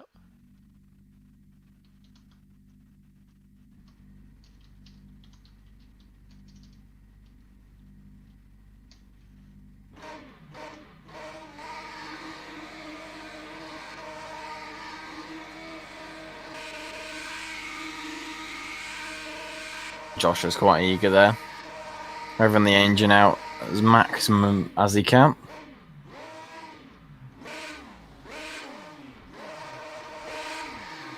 Here we go. Lights are on. Good start from both of them. Both respectable. Let's see what they can do this time. Josh Downard. Both times he's actually led this event after the first lap. He sometimes, loses it on that second lap. He's just got to hold it together for those 2 laps. Sven de Vries, although he is technically and mathematically the winner of this head-to-head, he still will want to make it a 3-0 victory to him. Josh Downard in the hairpin. Close. It's Sven de Vries ahead, but if you think about it, Josh Downard just locked up there into the hairpin. Not the greatest run there so far, and gone wide a little bit as well. Sven de Vries so far looks to me might have the edge here as they make their way into the hairpin. Josh Downard hugs it nice and tight to the wall, but actually may have tapped the wall slightly there. On the power over the bridge. I think Sven de Vries will get this, you know. Yeah, I will get this. A good result there from Sven de Vries. Oh. Making it a 3-0 victory. And Josh Downard destroys the radical. Yeah, well. Guess that's the way they want to do it. So moving on to our next people. We've got Matthew Williams versus Scott Sovik there. Yep. Let's have a look at these two. Who can take the win? Very interesting. What do you see there?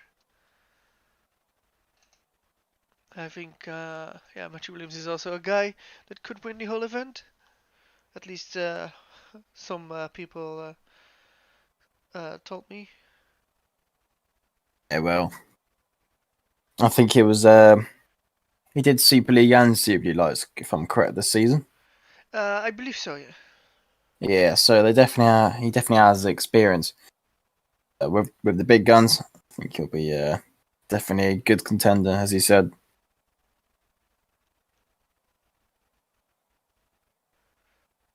While waiting for them to join. We've got Matthew Williams here. In the red with white car.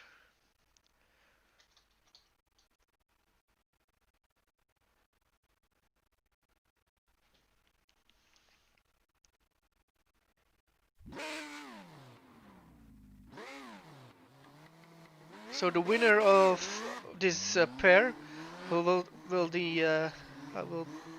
will they meet in the next round? The winner of this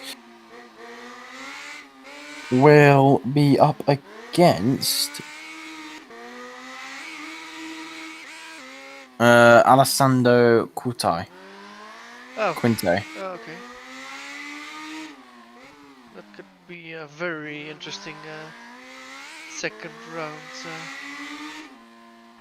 Yes, I think you're right there.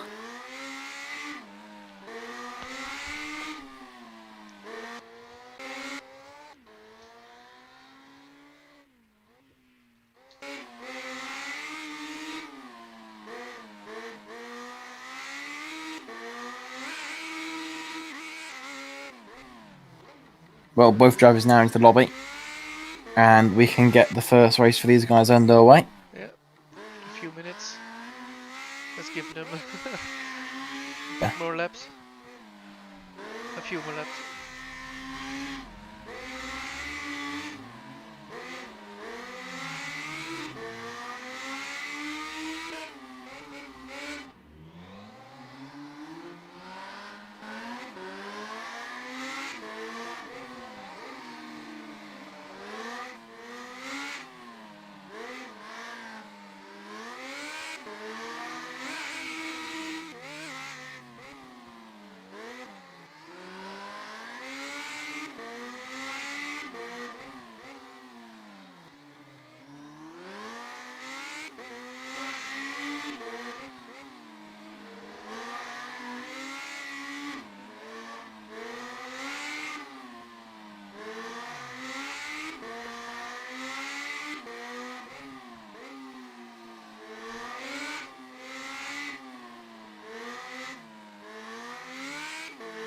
Matthew Williams actually 34.5. That's a good lap, actually. That's a really good lap. Quickest we've seen today by miles. Scott's looking quick as well, 34.6. Yeah. So two fast guys. I think Scott really has a chance.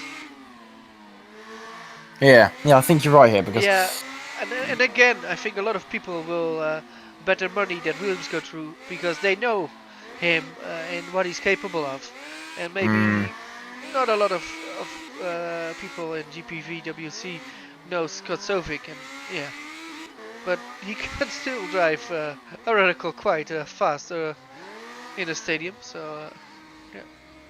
yeah, Scott Sovik there, proving he's definitely capable to win this, but we'll see. I think problem is Matthew is looking strong. Yeah. He's now set 2:34 flats. It's he's really really good, Matthew Williams.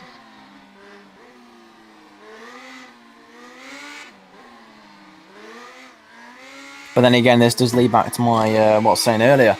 You know, you might favour the radical, but not be so strong in other cars. You see, so it really is going to be an interesting tournament to see how everyone pans out.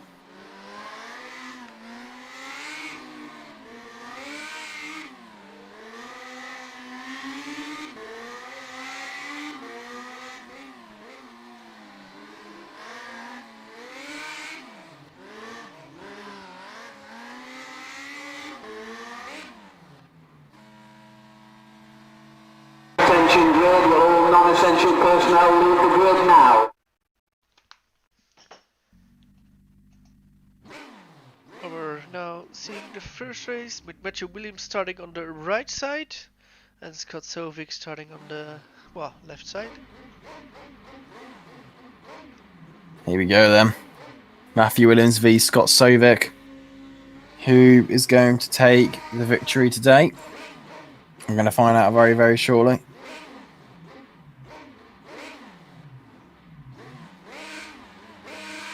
Lights are on. Matthew Williams versus Scott Sovik. A good launch from both the guys into the first few corners of both of them here. Matthew Williams, I can see here, adopting that strategy of get the back end a little bit loose here to try and get the turn in as well. But of course that could hurt you a little bit with the overheating of the rears, but we'll see. We'll see how the traction is for both these drivers as they start their second half of that. Into the hairpin they go. Oh, it's close. Oh, it's close, you know. Matthew Williams, though, just ahead so far. Yeah, but even Scott Sovik, they both look mighty quick. Yeah, they're both on it.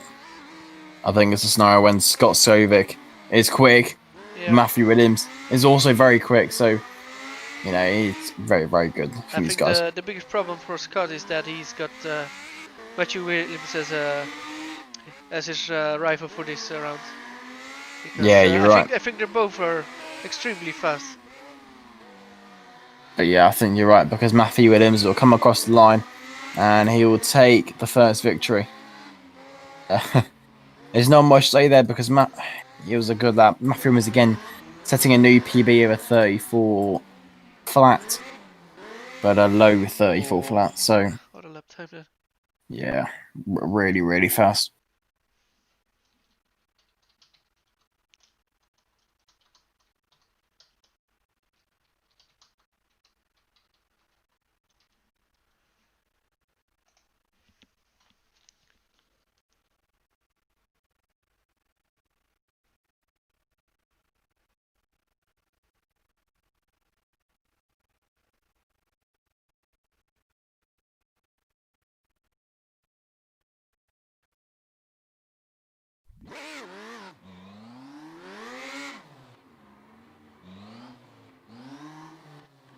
Well, we'll start the second race in a bit then.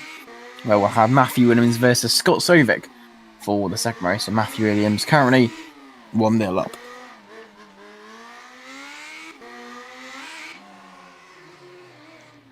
If you were wondering why don't you say that much by now, because I'm very busy with doing the camera, so that's why I'm not saying a lot sometimes. And we have some of those awkward silences.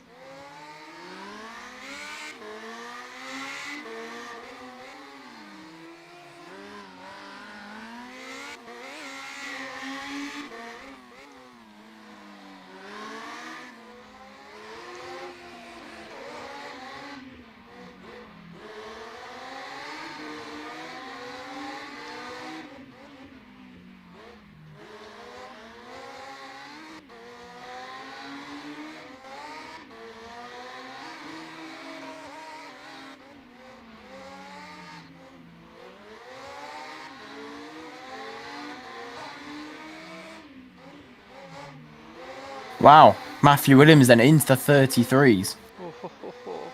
33.908. That is, that is pretty quick, to be fair. I don't think we've had anyone get near that, to be fair. How does he do it? I don't think anyone knows, to be completely honest with you. Very, very fast. Attention grid, will all non-essential personnel leave the grid now.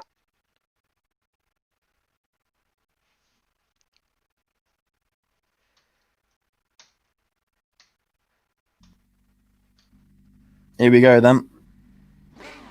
The start of their second head-to-head.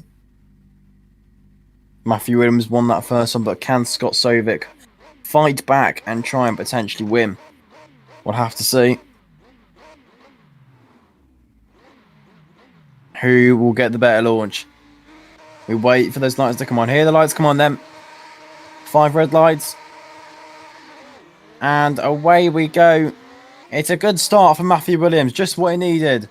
Into the first few corners. Good traction as well. Looking good for Matthew Williams. It's got Scott Sovik doing his best. Through the hairpin. Gets the power on.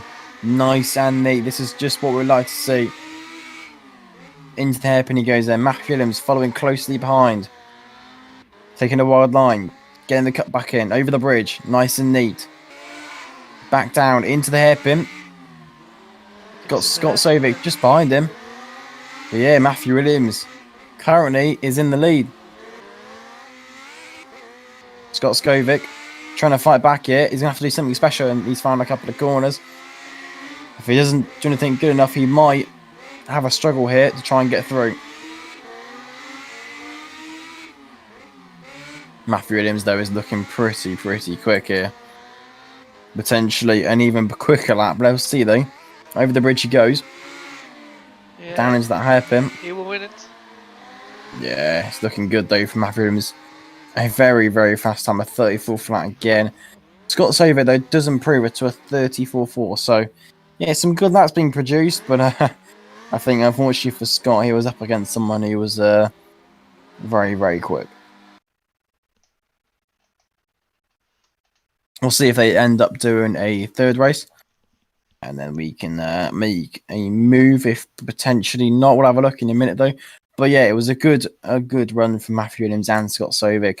But mathematically now, Matthew Williams has is going to be going through. So he will face Quintai, right? Yes, you're right. Oh. Yeah, that would certainly That's, be a I matchup. think that's my favorite. Yeah, For you're right. tomorrow. But we shall see. Now, next up, then we're gonna go Liam DeWall versus Philip Morby. Now, am I correct? Philip Morby's not doing it. No, so that will be Chris Butcher. Right, there you go. So it'll be Chris Butcher versus Liam DeWall. Now, if this could be a good race. Yeah, I think it's this fair to could say. be a very good race. Liam DeWall, of course, is the 2020 Super League Lights champion, but Chris Butcher is a champion in, I believe, Formula Challenge of 2018. 18. Yeah, so that's interesting. So, yeah. And Yeah, I good think, talent. yeah, I think Chris Butcher actually is quite good in the radical. So, will we see Liam DeWall knocked out? Well, I think there's only one way we can find this out. Yeah.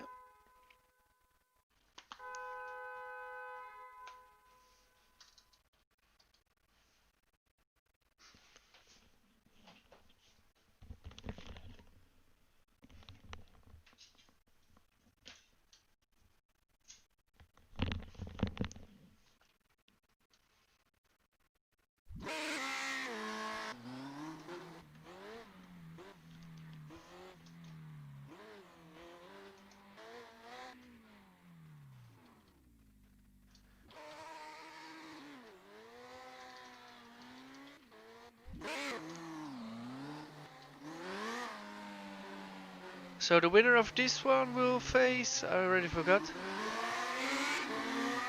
Winner from this will be up against. Let's have a look.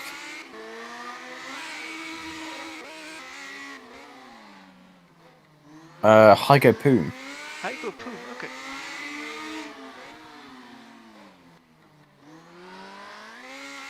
The first race of the evening against now one of the final races. Last. Yeah, so you needed to wait a long needed to wait a long time to before he knows who will be his rival.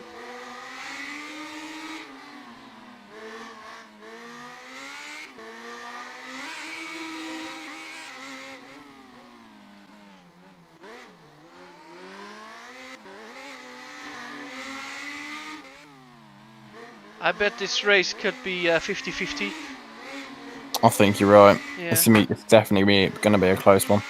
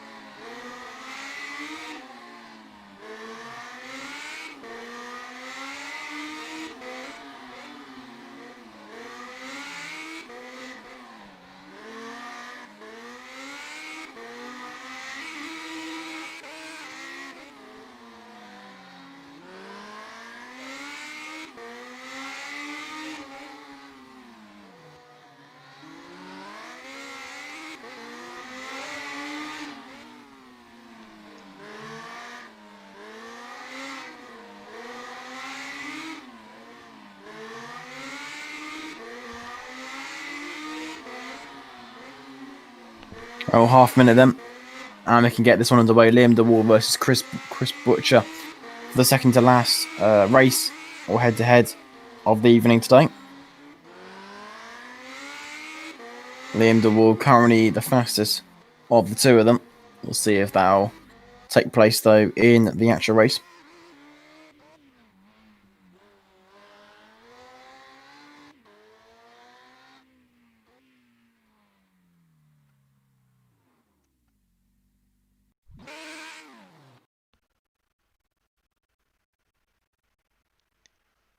Attention grid, will all non-essential personnel leave the grid now?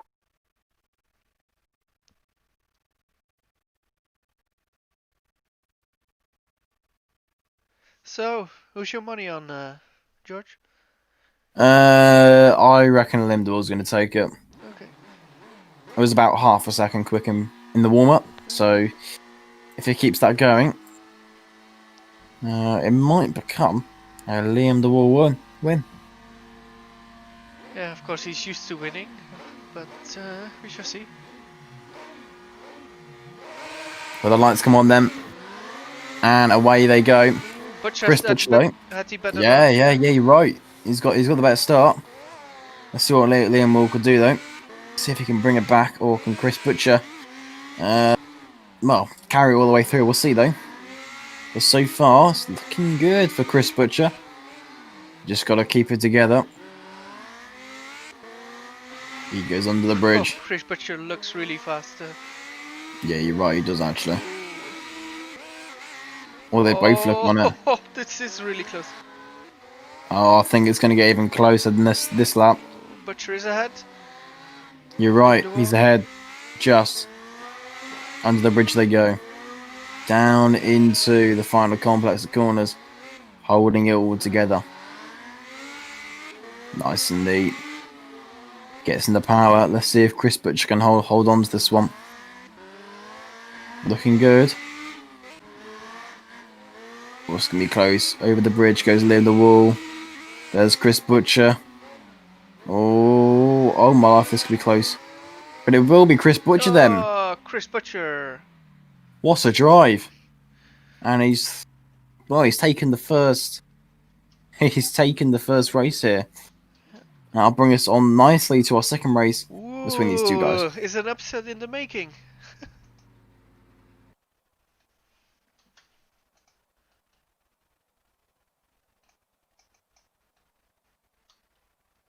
Very, very interesting. But they both look quick, so can still see right, this being a second race for Liam.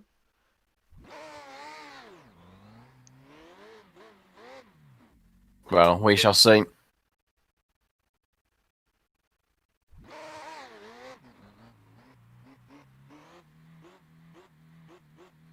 Couple of minutes then, and we will get the next race underway between the two drivers, between Chris Butcher and Liam de Wall.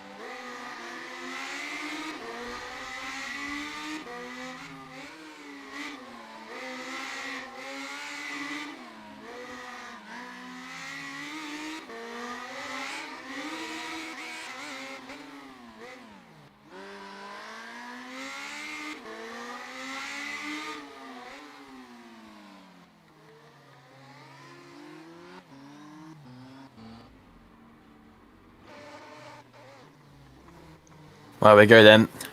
Their practice times are even closer now. Liam de Wall 34-1, Chris Butcher 34-2. Yeah.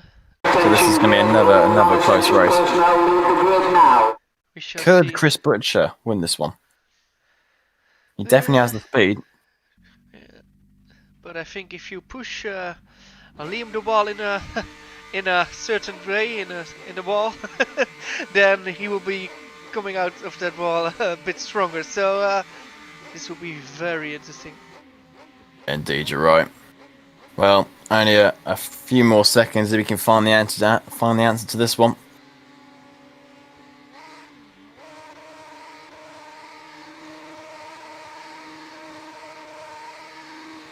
And away we go. A good start from Chris Butcher, indeed. Yeah. Making their way through the first few corners. Nice and good from both drivers. Both looking pretty quick.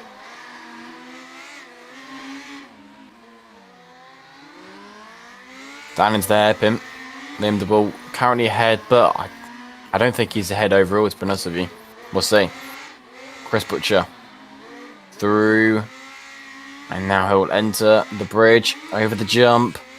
Good work. Down into the hairpin. There's Liam the wall. Oh, it's unbelievably close. Oh, it's so close. It's so close. Oh my life. This is going to be a good one. Liam the wall is going to have to push a little bit more if he wants to take this win. He'll go over the jump. He's going to put a little bit more hard, a little bit breakdown, a little bit later. Down into the hairpin. Gets the power on. Goes across the line. He's now got half a lap to try and hook this one up properly. Meanwhile for Chris Butcher. He's just got to hang on. Hang on a little bit more. Down into the hairpin. Butcher's ahead, I think. Yeah, I think he's going to get it. I can't see Liam doing it. And he's not. Oh, it's Butcher. What an upset. Liam the ball is out of the race of champions. Oh. So Chris Butcher then. Yeah. Going through. Some may have predicted that. Interesting. Yeah, that was close. Chris Butcher's market value goes up.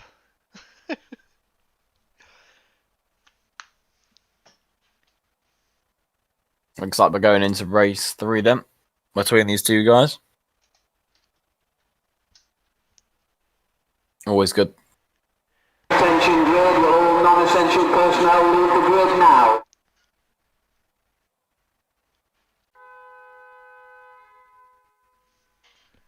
Christian remains. Will Liam de Waal at least win the third race, or will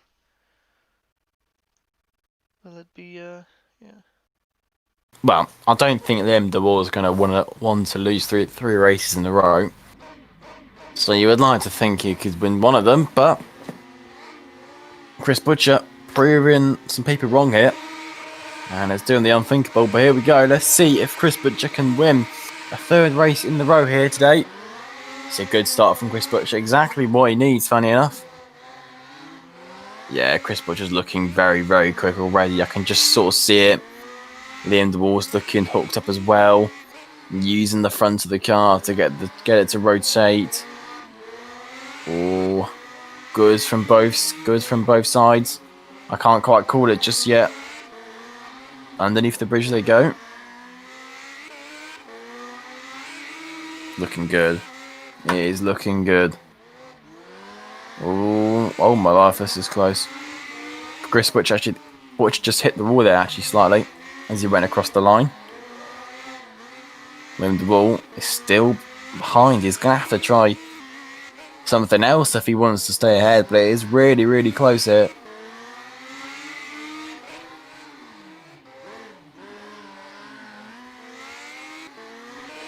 A good exit from Chris Butcher. What he needs, Liam de Waal as well. Going over the bridge. Oh, this is going to be... I think Liam's got it. Yes. No, he's not. Oh, right. Chris Butcher got it. Chris Butcher got it by half a tenth. Half a tenth in it. Well, that's good. That is close. and Chris Butcher made a statement. I'm in here for winning the big one. I think you may be right with that one. Yeah, but I think we saw a lot of good races already, so up to the next one. I believe that's the final one of today. We got one more. Yeah. Frank Hamming versus Gobby.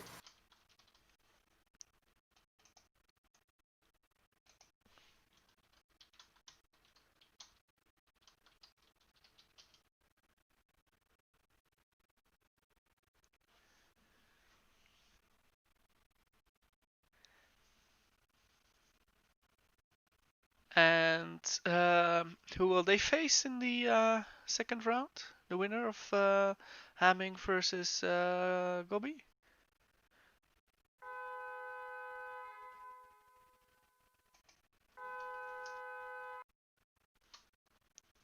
George?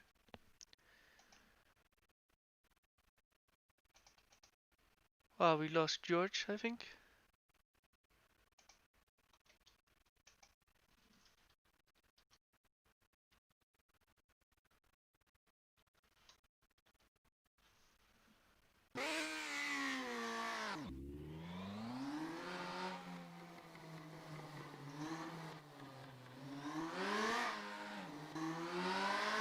Well, for final time then, Oh, yeah. let's get these Yeah. races underway.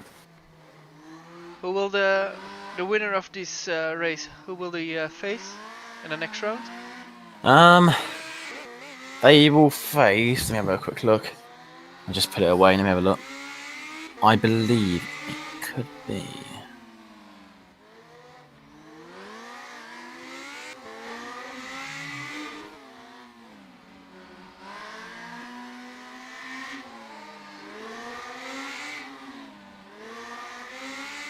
They will go up against Darius Andrew. Oh, okay, Andrew. Whoever wins out of this one. To be honest, not too sure who's going to win this one. Ooh, no, I could go either way. I think you're right. 34-8 from Frank Hamming. Let's see what Gobby can do.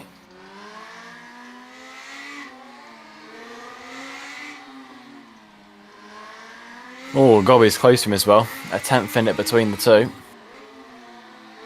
But Frank with that slight edge over the two.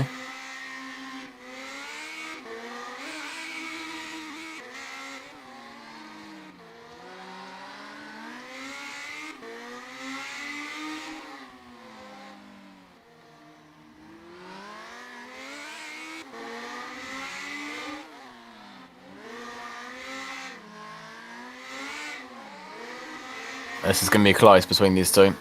There's now 1,000th separating the two of them. Frank Hamming another 34.814 and Gobby a 34.815. So it's 1,000th between the two drivers.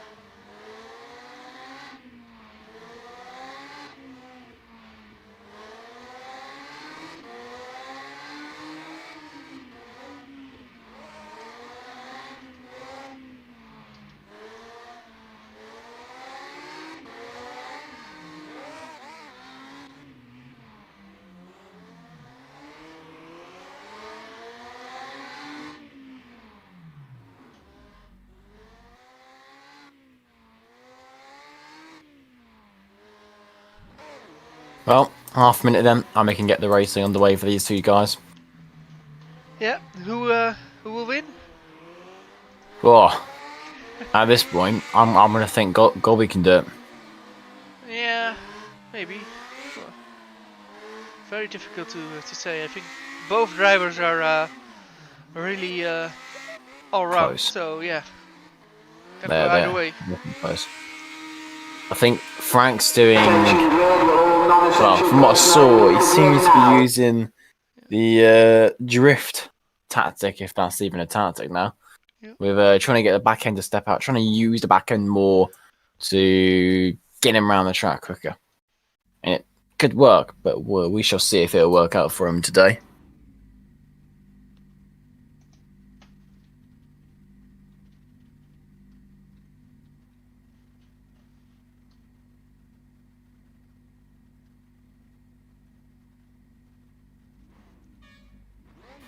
Here you go then. Who's going to take the final win today?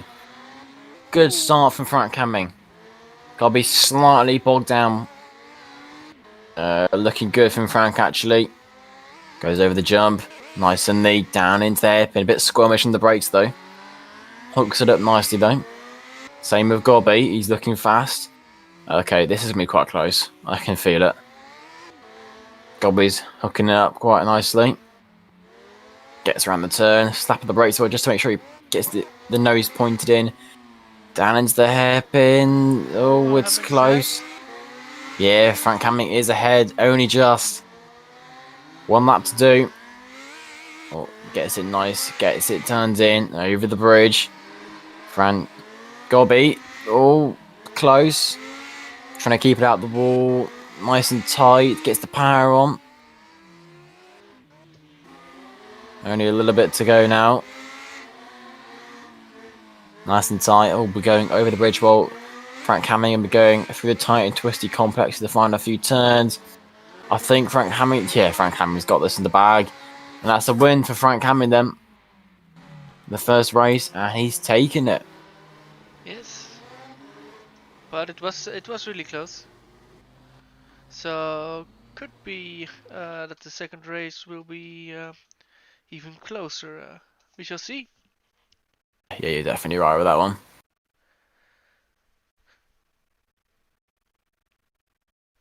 Two more races to go for tonight, and then it's up to the second and deciding day for the Race of Champions tomorrow.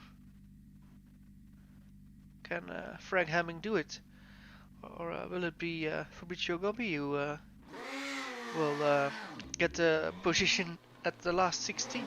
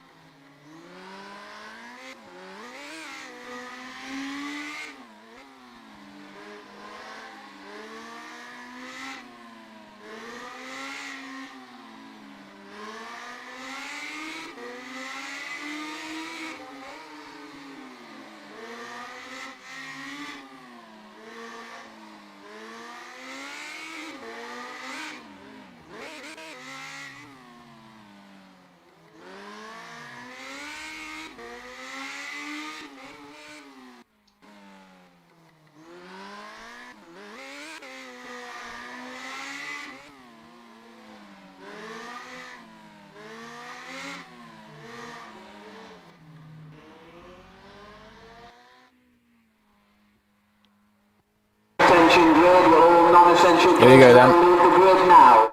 If Frank Hamlin can take this win here, he will take the victory, and he'll be going through to the next round in the Race of Champions. But can he do it, or will Fabricio Gobbi, will he win the second race and make it a tiebreaker? Well, I think we're about to find the answers to that one very, very shortly.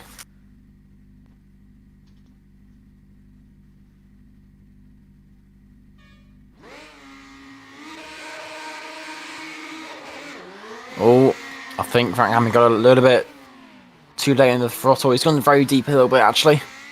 Gets in the power quite nicely, though. Got to be over the jump. Nice and neat. Oh, a bit of a lock-up as well. Into the hairpin. Good exit, though. I think Gobby might be slightly ahead. Frank Hamlin's going to have to work a little bit harder here if he wants to secure it. Over the jump he goes. Down into the hairpin. Good run. A lot of lock as well, but it's a good run in general. Oh, they're right next to each other. Oh, This is going to be close as well. Gobby looks to be going for it. I can just sort of see in the way he's driving, but they're both really giving it absolutely everything they possibly can right now. I go across the line to start the last half of the lap. Oh, this is close. This is close. Over the bump. Will be Frank, I think. Oh, we always made a slight mistake, but yeah, you're right. Yes, he does it. So Frank will go to the next rounds. A good run there from Frank Hamling. Ooh. I think Frank is really happy with this. Because yeah, I think he's going to when he saw the draw, I think he wasn't too happy to meet somebody like Fabricio Gobbi. And of course, yeah, I mean, you're going up against a Super League race winner, and it's never a good feeling. But yeah, those guys can be beaten, like we also saw with Liam Duval. Yeah, there always is a chance. And Attention grid, will all more race. non-essential personnel leave the grid now. And then we... One more race it is.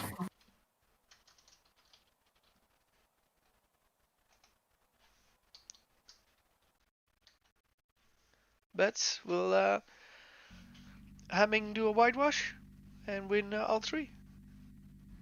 Well, maybe. We shall see.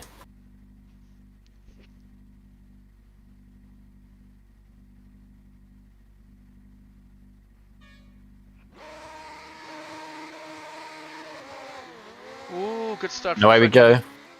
Yeah, good start. Good start indeed.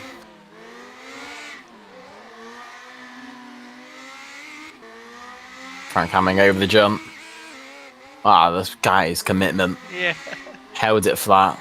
Love to see it. Gobby doing well as well in the stadium. Frank Hamling is absolutely chucking that car in. Oh, he's in the wall though. He's tapped the inside wall. Is Gobby ahead? Yes. No. No. Very close though, yeah. The overlap of the speed came from Frank Hamling in the second part of that straight. Could it prove to be a costly error? Oh, the wheel's gone. What? Gobby's lost his wheel and his engine's gone. He's locked up on the grass. No drama for the whole time, and now it's Gobby's gone. Yeah, he dipped a wheel on the grass. Yeah, and now Frank hits the wheel. Ah, it was the right rear wheel, not the front right. Is that the Italian mentality? Go flat out or crash out, or not? But at least Frank Hamling wins it. Let's see if I can go back to show you guys what actually happened. I hope I can show you what happened.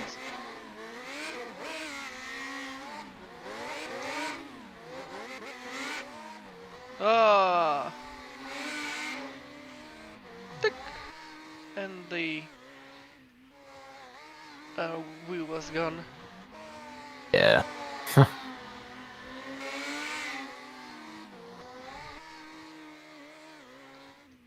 And and we've got Frank Hemming to the next round, but we already knew that, of course. So that concludes the first day, George. So Indeed. we'll have 16 amazing drivers for the next round tomorrow, all up to the final. Who was your favorite if you look at today's racing? Who's your favorite for winning it tomorrow? I think the guys are the biggest shot, in my opinion. Malik, Faircloth, Maguire, Francesconi, De Vries, Quintai, Williams, I think. Potentially Butcher as well. Yeah, you couldn't just name them all because they're all really good. I think Yeah, that's the thing. Chris Butcher and Alessandro Quintai really impressed me. So we shall see what that will be. So if I'm right, tomorrow we will have the following races. We've got Liam Rants against Thomas Harvey, Mathieu Mlinek against Patrick Rozak, Adam Maguire against Deegan Fairclough, Michael Francesconi against Sven de Vries, Alessandro Quintai against Matthew Williams. That's a real good one. Heigo Poom against Chris Butcher. And I believe it's David Junt against Owen Mcgorgey. And Frank Hemming against Darius Andre. So that then concludes our the first day. And I think also our broadcast for today, George. Indeed. It has been fun. It was a really good first day, and it was fun to see the radical fly and do a lot of other things. You're definitely right. Yeah, I want to thank everybody for watching, and I think tomorrow we will be back with another broadcast, and until we see you there then. Yep. Bye bye. See you guys. Bye bye.